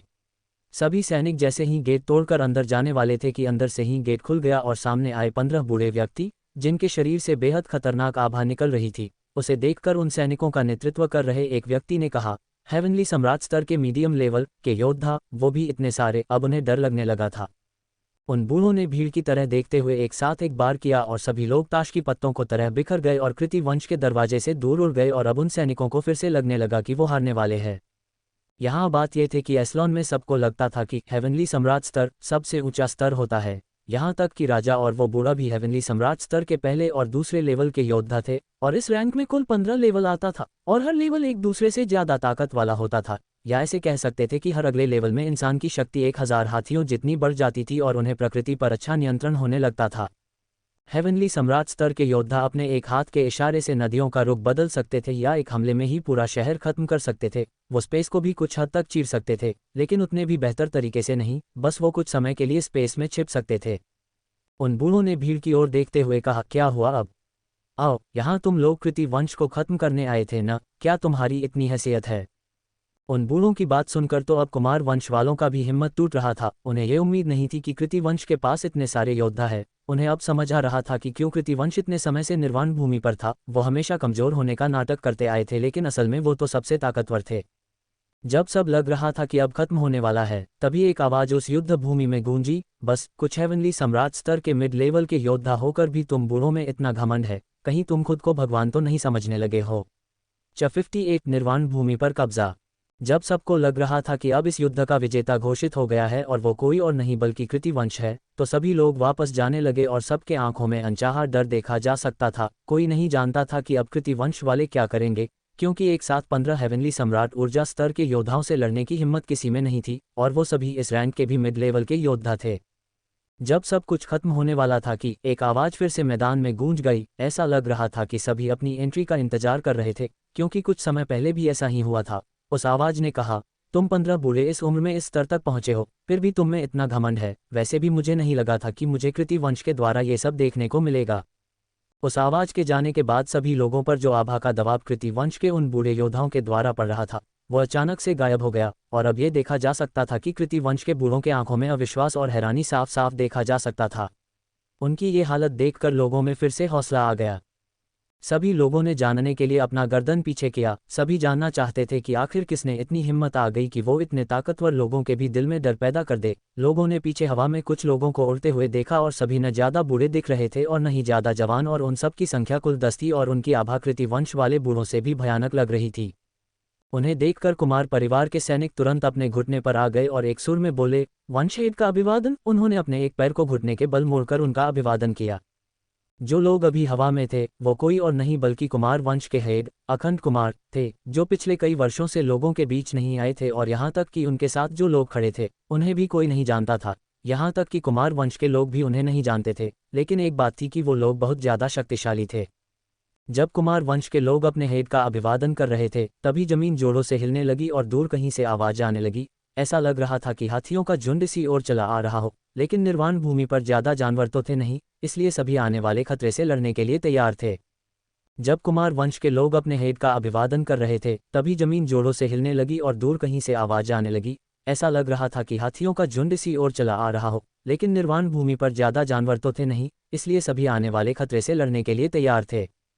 कुछ ही समय बाद वहां हजारों हटे कट्टे लोगों का पूरा एक जत्था आ गया और सबकी लंबाई और शरीर की बनावट एकदम सटीक थी और सबकी मांसपेशियां बेहद खींची हुई और कसी हुई दिख रही थी। उन्हें देखकर ऐसा लगता था कि यदि उनका एक मुक्का किसी को लग जाए तो वो सीधा स्वर्ग से धार जाएगा। उनका नेतृत्व एक व्यक्ति कर रहा था जो एक बड़े से हाथी पर बैठा हुआ था, और वो मैदान में आ गया और बोला, कृतिवंश, तुम्हारी हिम्मत कैसे हुई कि तुमने हमें इतने वर्षों तक अंधेरे में रखा? तुमने और कौन कौन से राज छिपा रखे हैं? अवनीश कृति और उमेश कृति, क्या तुम दोनों अब भी चूहे की तरह बिल में छिपे रहोगे? उस व्यक्ति के बोलने के बाद भी उस मैदान में कोई हलचल नहीं हुई और कृतिवंश से भी कोई नहीं आया, और उस व्यक्ति जिसने उन्हें बाहर आने को बोला था उसे अब गुस्सा आ रहा था। वो तुरंत अपने हाथी से छलांग लगा दिया और वो जैसे ही जमीन पर कूदा पूरा जमीन कांप गया। इसी से पता चलता था कि उस व्यक्ति की शारीरिक ताकत ही एक अलग आयाम में थे। उस व्यक्ति के बोलने के बाद भी उस मैदान में कोई हलचल नहीं हुई और कृतिवंश से भी कोई नहीं आया, और उस व्यक्ति जिसने उन्हें बाहर आने को बोला था उसे अब गुस्सा आ रहा था। वो तुरंत अपने हाथी से छलांग लगा दिया और वो जैसे ही जमीन पर कूदा पूरा जमीन कांप गया। इसी से पता चलता था कि उस व्यक्ति की शारीरिक ताकत ही एक अलग आयाम में थे। वो व्यक्ति नीचे उतरा तभी उसकी नज़र हवा में खड़े लोगों पर पड़ी, जिन्हें देखकर वो हंसते हुए बोला, अरे अखंड भाई, आप भी यहाँ आए हुए हो?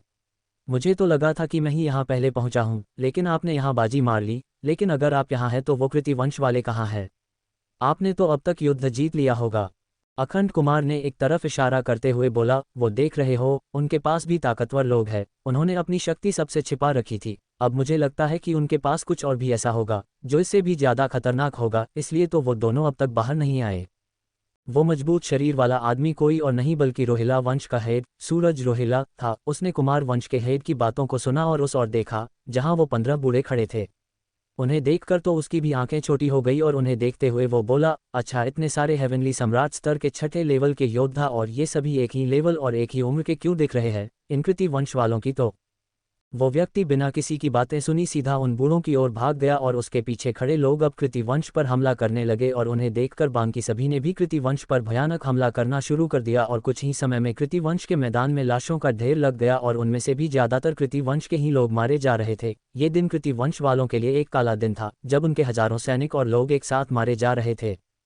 सूरज रोहिला के देखकर कुमार वंश के हेड भी उन 15 लोगों से लड़ने के लिए आगे बढ़ गए, और कुमार वंश का हेड एक हेवनली सम्राट स्तर के 8वें लेवल का व्यक्ति था, तो उसने आसानी से एक साथ 4 बूढ़ों को संभाल रखा था और उसे देखकर लग रहा था कि उसे इसमें कोई दिक्कत नहीं है। अखंड की तलवार की रफ्तार के सामने उन बूढ़ों की हालत पतली होती जा रही थी। अखंड उनसे 2 लेवल ऊपर था और इसका फायदा उसे मिल रहा था।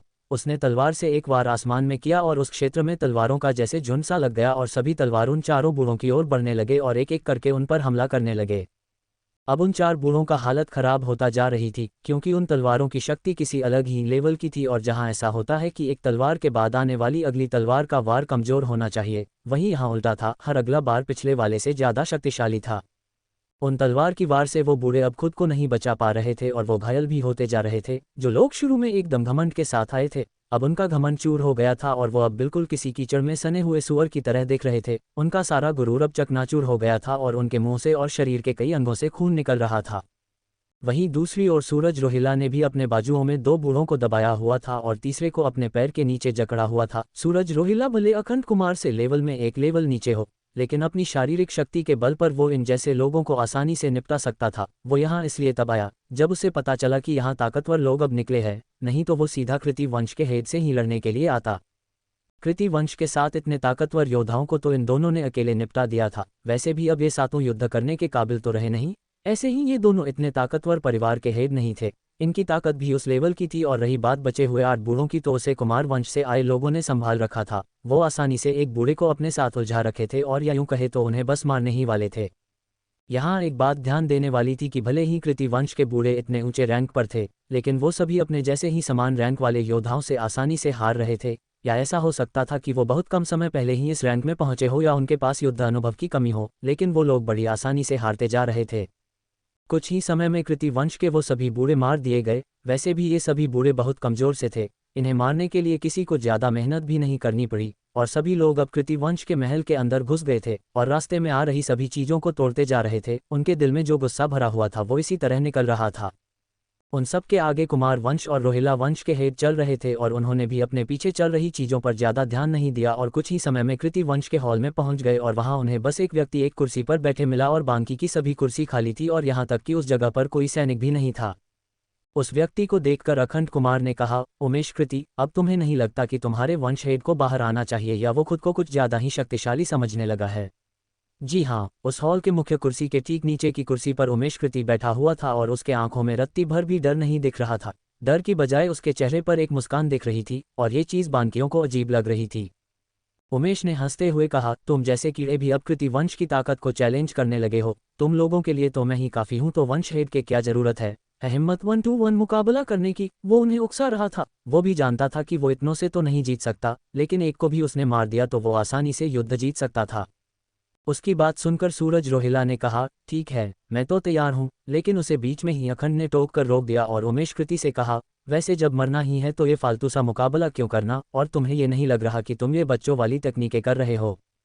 उमेश कृति जानता था कि रोहिला परिवार हमेशा से एक ऐसा परिवार रहा है जो हमेशा ताकतवर लोगों से लड़ने के लिए तैयार रहते हैं और उन्हें जब कोई चैलेंज करे तो वो बिना सोचे समझे उसे स्वीकार कर लेते हैं। ये परिवार हमेशा बुद्धि से ज़्यादा ताकत का इस्तेमाल करना सही सकते हैं, इसलिए तो वो ये प्रस्ताव लेकर आया था, लेकिन अखंड कुमार ने उसे रोक दिया।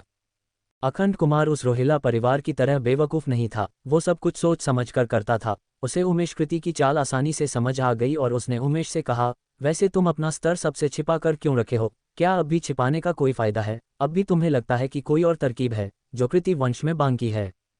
अखंड की बात सुनकर उमेश ने हंसते हुए कहा, अरे ऐसा नहीं है कि मैं अपनी ताकत छिपाकर रखना चाहता हूँ, वो तो मुझे अपने जैसा कोई मिला ही नहीं और वंश हेड को ही मैं इस काबिल समझता हूँ, तो उनके अलावा मुझे आज तक अपनी ताकत दिखाने की जरूरत ही नहीं पड़ी। उमेश ने अब अपनी शक्ति सबको दिखाई, जो थी हेवनली सम्राट स्तर का 8वां लेवल, बिल्कुल अखंड कुमार के जितनी ताकत।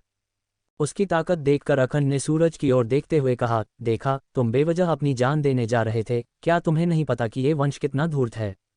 अखंड कुमार ने पीछे मुड़कर अपने लोगों को देखते हुए कहा, सभी लोग इस पर एक साथ मिलकर हमला करो, इसकी मौत के बाद इनका हेड खुद बाहर आ जाएगा। इतना बोलकर वो अपनी तलवार लेकर आगे बढ़ गया।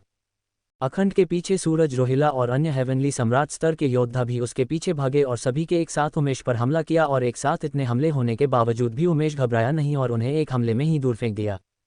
उमेश ने हाथ घुमाकर एक हवा का बवंडर तैयार किया था और उसकी रफ्तार इतनी तेज थी कि सभी योद्धा उसके चपेट में आने के बाद हल्के दूर हो गए। अखंड कुमार ने अपनी तलवार से को जमीन में धंसाकर खुद को संभाला और किसी तरह खुद पर नियंत्रण पाया। वो समझ चुका था कि वो ऐसे नहीं जीत सकता, इसलिए उसने अपने साथ आए हुए लोगों की ओर देखते हुए कहा, हम इससे नहीं जीत सकते, हमें त्रियाम फॉर्मेशन से इस पर हमला करना होगा, तभी इसे हराया जा सकता है।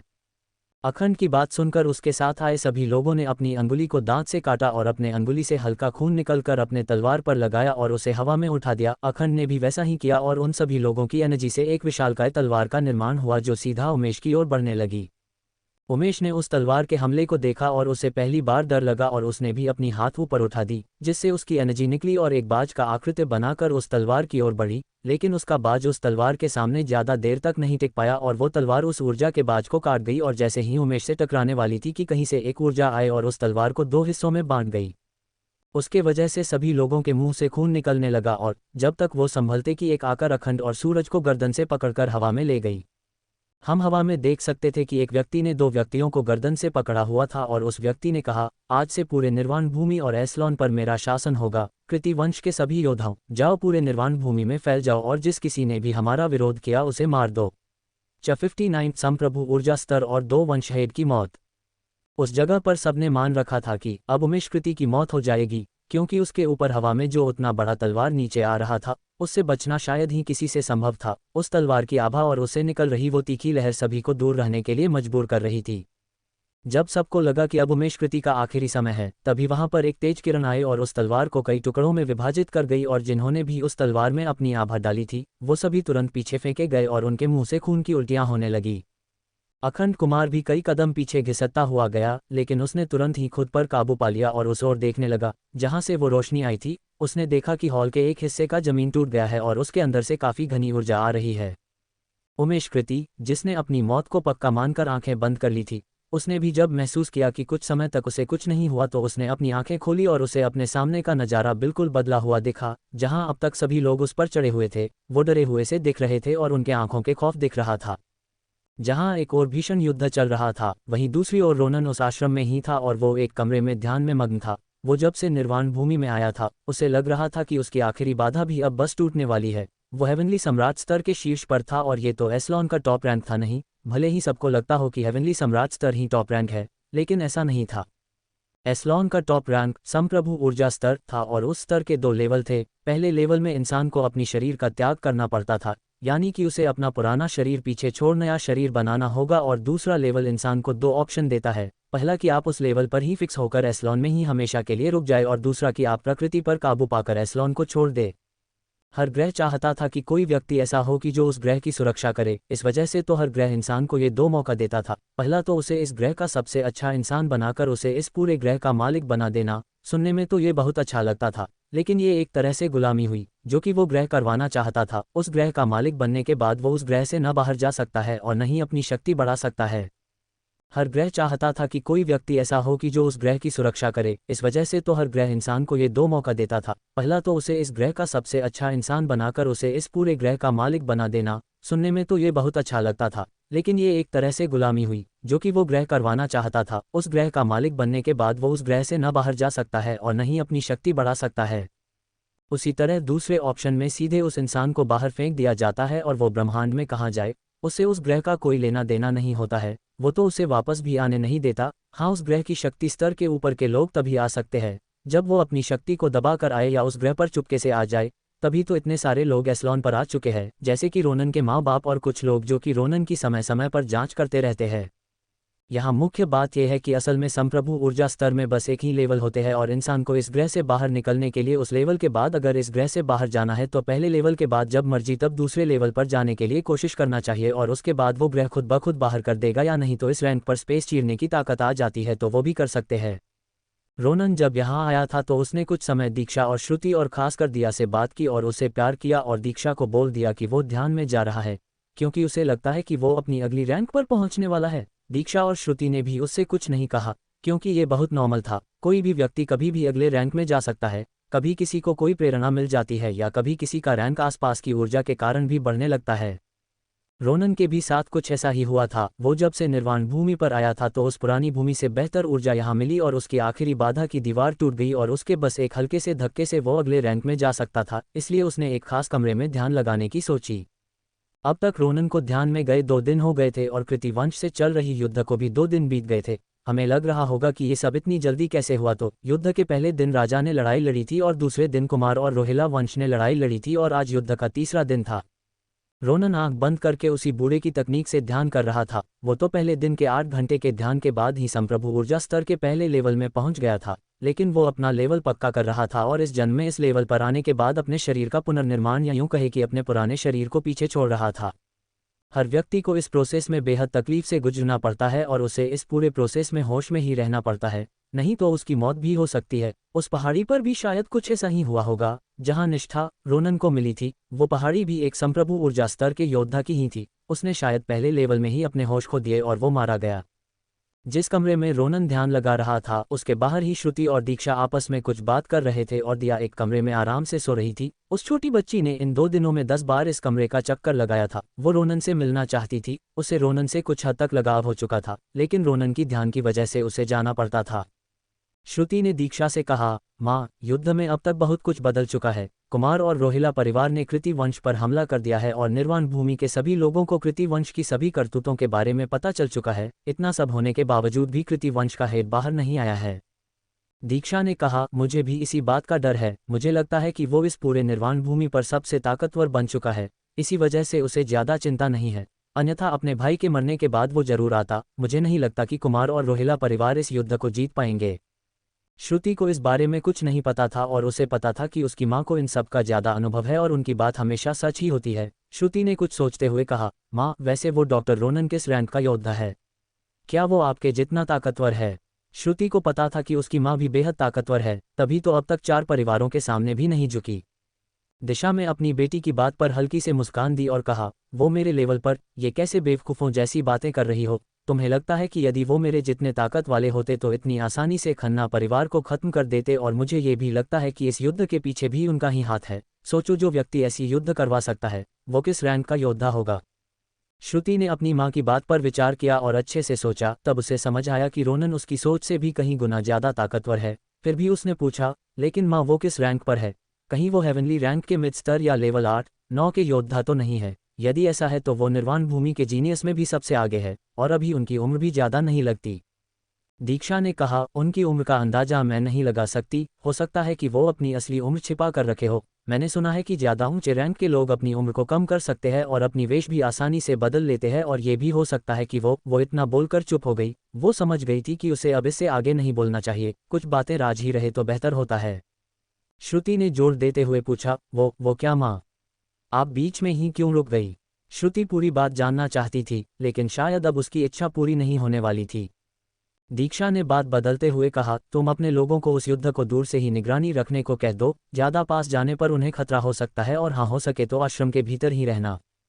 श्रुति भी समझ चुकी थी कि अब उसकी माँ कुछ नहीं बताने वाली है, तो उसने भी हामी में सिर हिलाया और वहां से चली गई। उसके जान के बाद दीक्षा ने कहा, वो हो सकता है प्राचीन किताबों में कहे गए लोगों के तरह दूसरी दुनिया से यहाँ आए हो। वहीं दूसरी ओर उमेश ने लोगों की नज़र का पीछा करके उस हॉल में बने हुए गड्ढे की ओर देखा और हंसते हुए कहा, वंशेड की जय हो, आप बिल्कुल सही समय पर आए हैं।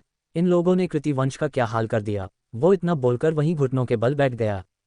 उमेश को लगा था कि अब वो पूरी तरह सुरक्षित है, लेकिन उस गड्ढे से एक और प्रकाश की लहर आई और उसके शरीर से टकरा गई और उसके शरीर के टुकड़े टुकड़े हो गए और उसकी मौके पर ही मौत हो गई। उसके बाद उस गड्ढे में से एक आवाज़ आई, जो इंसान एक मामूली से युद्ध तक को नहीं संभाल सकता, उसे कृति वंश का वंशज कहलाने का कोई हक नहीं। उसके बाद उस गड्ढे में से एक व्यक्ति बाहर आया, जिसने अपने पूरे शरीर को हल्के पीले रंग के कपड़े से ढक रखा था और उसने अपने हाथ में एक डंडा ले रखा था। वो डंडे के सहारे नहीं खड़ा था, बल्कि उसने उस डंडे को अपने एक हाथ में ले रखा था और वो बेहद शांत दिख रहा था, लेकिन उसके शरीर से निकल रही आभा बेहद हिंसक महसूस हो रही थी। वो शांति से अपने सामने खड़े लोगों को देख रहा था। उसने सामने खड़े लोगों को देखा और बोला, मेरे अनुपस्थिति में तुम लोगों ने तो कृति वंश को मजाक समझ लिया। आज मैं दिखता हूं कि कृति वंश क्या चीज़ है। तुम सबने कृति वंश से टक्कर लेकर खुद की मौत को दावत दिया है। उस व्यक्ति ने अपने हाथ के डंडे को हवा में घुमाया और आसमान से बिजली की बारिश होने लगी और उसी के साथ ही कई लोग एक साथ मारे जाने लगे और जलकर राख बनते गए। उस व्यक्ति को ये सब देखकर शायद खुशी मिल रही थी, इसलिए वो हल्के हल्के से मुस्कुरा भी रहा था। ये सब देखकर कुमार वंश के हेड अखंड कुमार ने चिल्लाकर कहा, अरण्यक कृति, तुम ये क्या कर रहे हो? इसमें तुम्हारे कृति वंश के भी सैनिक है। तुम्हें ये सब करने का कोई पछतावा नहीं हो रहा है? अखंड जानता था कि वो सामने वाले से नहीं जीत सकता है, लेकिन अपने लोगों की ऐसे मरने भी तो नहीं देख सकता था। वो सामने वाला व्यक्ति कोई और नहीं बल्कि कृति वंश का हेड अरण्यक कृति था और वो अब तक लोगों के नज़रों से गायब ही रहा था। उसने कई वर्षों से खुद को ध्यान में ही झोंक रखा था। कृति वंश का सारा मुद्दा उमेश कृति ही संभालता था, पर अखंड कुमार उसे पहले देख चुका था, तो वो जानता था कि सामने वाला व्यक्ति ही इस वंश का हेड है। अरण्यक ने हंसते हुए कहा, हाँ, मुझे भी पता है कि ये मेरे ही लोग हैं, लेकिन अब मुझे इनका कोई काम नहीं। मैं इनके बिना भी ये वंश आगे बढ़ा सकता हूँ और मैं बस कमज़ोर सैनिकों को ही मार रहा हूँ। लेकिन आज मैं सबको खत्म करके एक नए सिरे से शुरुआत करना चाहता हूँ। उसने बस कृति वंश के बेहद कमजोर योद्धा को ही मारा था। अब भी कृति वंश के मुख्य परिवार के सदस्य और सेनापति रैंक के लोग जिंदा ही थे। ये सब देखकर अखंड कुमार से और बर्दाश्त नहीं हुआ और उसने एक नज़र सूरज रोहिला को देखा और दोनों ने आंखों ही आंखों में कुछ बात की और दोनों तेजी से अरण्यक की ओर बढ़ गए और एक साथ ही उस पर हमला कर दिया।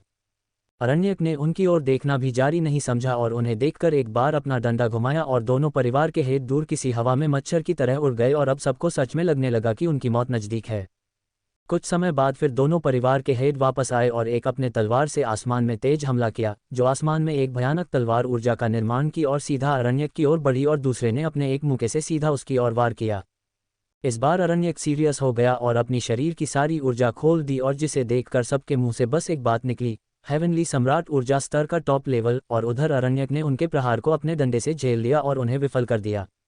अरण्यक तेजी से दोनों की ओर बढ़ा और अपने डंडे को अपने संचय अंगूठी में रखा और दोनों के गर्दन पकड़ लिए और हवा में उड़ गया। दोनों वंशहेड बिन पानी मछली के छटपटाने लगे।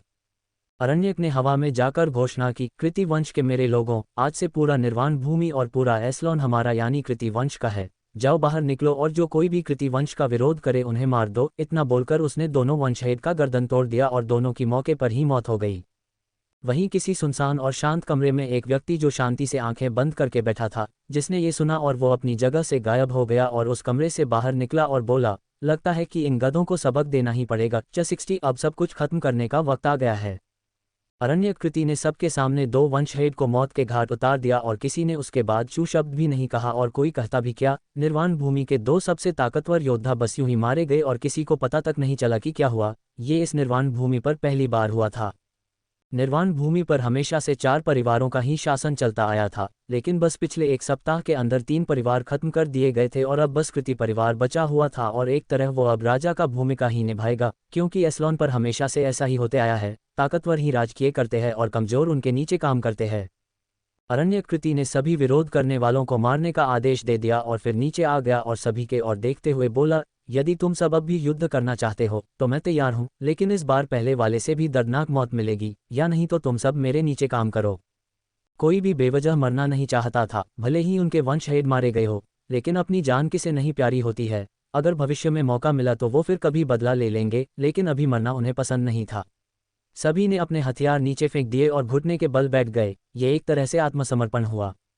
अरण्यक ने ये देखकर हंसते हुए कहा, बहुत अच्छे, जो तुम सब ने ये फैसला लिया, जाओ मैंने जो आदेश दिए है वो पूरा करो। उसे पता था कि कृति वंश के बहुत से लोग मारे गए हैं और अकेले संभव नहीं है कि पूरे निर्वाण भूमि पर शासन किया जा सके।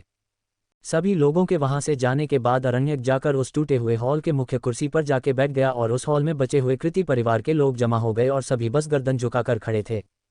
अरण्यक ने कहा, मैंने आज खन्ना परिवार के लोगों को नहीं देखा, क्या वो इस युद्ध में शामिल नहीं हुए थे? और अधिकार भूमि से अब तक कुछ खबर मिली या नहीं? वो बहुत समय से ध्यान में था तो उसे बाहरी दुनिया का कुछ नहीं पता था और वो अब तक समय में कई वर्ष पीछे ही जी रहा था। अरण्यक ने कहा, मैंने आज खन्ना परिवार के लोगों को नहीं देखा, क्या वो इस युद्ध में शामिल नहीं हुए थे? और अधिकार भूमि से अब तक कुछ खबर मिली या नहीं? वो बहुत समय से ध्यान में था तो उसे बाहरी दुनिया का कुछ नहीं पता था और वो अब तक समय में कई वर्ष पीछे ही जी रहा था। अरण्यक की बात सुनकर सभी व्यक्ति ने एक दूसरे को देखा और एक व्यक्ति सामने आया और बोला, वंशहेड, खन्ना परिवार को किसी ने खत्म कर दिया और हमने एक बहुत बड़े सेना की टुकड़ी अधिकार भूमि की ओर भेजी है। वो कुछ महीनों बाद अच्छी खबर लेकर ही लौटेंगे। अरण्यक ने हैरान होते हुए पूछा, खन्ना परिवार को किसी ने खत्म कर दिया? लेकिन किसने खत्म कर दिया और अब तक कैसे कोई सुराग नहीं मिला है? क्या बांकी के परिवार वालों ने उन्हें खत्म कर दिया? वैसे भी हमने उन सब में इतना तो आग लगा ही दी थी कि वो खुद को मार दे। अपने वंशहेड की बात सुनकर वही व्यक्ति बोला, नहीं वंशहेड, खन्ना परिवार को उन सब ने नहीं मारा और किसी को कुछ नहीं पता चला कि उन्हें किसने मारा। हम सब ने बहुत कोशिश की, लेकिन ना हमें ऐसा कोई इंसान मिला और नहीं ऐसा कोई ग्रुप जो इतनी आसानी से ये सब कर सके। अरण्यक ने कुछ देर सोचा और कहा, नहीं नहीं, यहाँ कुछ तो ऐसा है जो हम समझ नहीं पा रहे हैं। सभी कामों को छोड़कर उस ग्रुप या व्यक्ति की पता करो। वो जरूर अब भी निर्वाण भूमि में कहीं छिपा हुआ है। वो जरूर किसी घर या किसी आश्रम में छिपा होगा, या ऐसा हो सकता है कि उन दोनों परिवारों ने ही उसे अपने पास छिपा रखा हो। वो भले ही बेहद ताकतवर बन गया हो, लेकिन उसकी बुद्धि अब भी कमाल की थी। अरण्यक के कहे अनुसार सभी उस दोषी को पकड़ने के लिए निकल पड़े और इधर अरण्यक भी अपने कमरे में जाकर आराम करने चला गया। वैसे भी अब तो वो सबसे ताकतवर था तो उसमें थोड़ा घमंड भी आ गया था। उसे लगा कि जो भी होगा उससे तो कम ही ताकतवर होगा। अरण्यक के कहे अनुसार सभी उस दोषी को पकड़ने के लिए निकल पड़े और इधर अरण्यक भी अपने कमरे में जाकर आराम करने चला गया। वैसे भी अब तो वो सबसे ताकतवर था तो उसमें थोड़ा घमंड भी आ गया था। उसे लगा कि जो भी होगा उससे तो कम ही ताकतवर होगा। इधर दूसरी ओर कृति वंश के लोग पूरे निर्वाण भूमि में फैल गए थे और उस दोषी को ढूंढ रहे थे और बेवजह कत्लेआम मचा रहे थे। आम जनता भी कुछ नहीं कर सकती थी, अब उन्हें ये सब सहन करना ही पड़ेगा। कई आश्रम जो 4 परिवारों के खिलाफ थे, उन पर हमला किया जा रहा था और उनकी कीमती सामान को अपने कब्जे में लिया जा रहा था। वो सभी हंसवैद्य आश्रम भी गए, लेकिन पता नहीं क्यों वो जैसे ही उस आश्रम के पास पहुंचते, उन्हें वो पूरा आश्रम ही मलबा बना दिखा और दूर दूर तक सिर्फ खाली मैदान और किसी भी इंसान का कोई अता पता नहीं था। उन्होंने आश्रम के अंदर भी जाकर देखा, लेकिन हर ओर वैसा ही नजारा था। जहां एक ओर ये सब चल रहा था, वहीं उस आश्रम के अंदर किसी एक कमरे में रोनन की आंख खुली और वो अपने पिछले शरीर, जो कि अब बस एक कागज का टुकड़ा दिख रहा था, उसे देखा और हंसते हुए बोला, ये मैं कितनी भी बार करूं, हर बार एक नया अनुभव ही देता है। उसके बाद वो कमरे से बाहर निकल गया। उस कमरे के बाहर उसे दिया दिखी, जिसके साथ वो थोड़े देर खेला और खेल खेल में ही उसे बहुत सी दवाइयों की तकनीकें और जड़ी बूटियों के बारे में बता दिया। क्योंकि वो बच्ची एक वैद्य बनना चाहती थी, उसके पास ही खड़ी दीक्षा और श्रुति की आंखें फटी जा रही थी, क्योंकि रोनन ने बस खेल खेल में ही ऐसी दवाइयों के नाम और विधियां बता दी जो एक अनमोल खजाना मानी जा सकती थी। लेकिन रोनन के बोलने के अंदाज से वो समझ गए कि रोनन की नज़र में ये सब कुछ नहीं है। दिया के साथ थोड़ी देर खेलने के बाद वो वहां से बाहर गया और रास्ते में दीक्षा ने उसे हाल में हुई सभी चीज़ों के बारे में बता दिया। रोनन ने सभी चीज़ों को सुना और कहा, अच्छा, तो बस एक मामूली सा हेवनली सम्राट ऊर्जा स्तर का व्यक्ति खुद को एस्लोन का भगवान समझने लगा है। किसी ने सच कहा है, कुएं के मेढक को कुआं ही पूरा दुनिया लगता है। उसके लिए ये सच में हंसी की ही बात थी। वो जिस दुनिया से आया था, वहां तो संप्रभु ऊर्जा स्तर तो शुरुआती चरण का माना जाता था।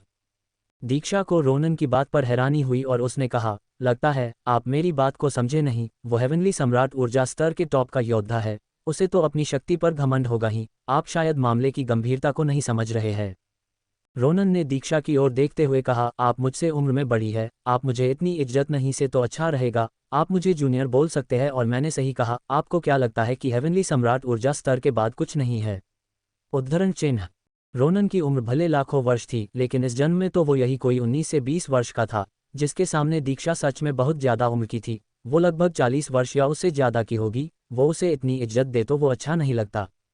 दीक्षा ने कहा, नहीं नहीं, आप उम्र में भले छोटे हो, लेकिन तजुर्बे और अनुभव में मैं आपके सामने कहीं नहीं हूँ। आपने तो बस दिया को जो यूं ही ज्ञान दे दिया, वो मैंने पूरी उम्र में भी नहीं सीखा था। वैसे आपका क्या मतलब है कि हेवनली सम्राट ऊर्जा स्तर के बाद भी कुछ है?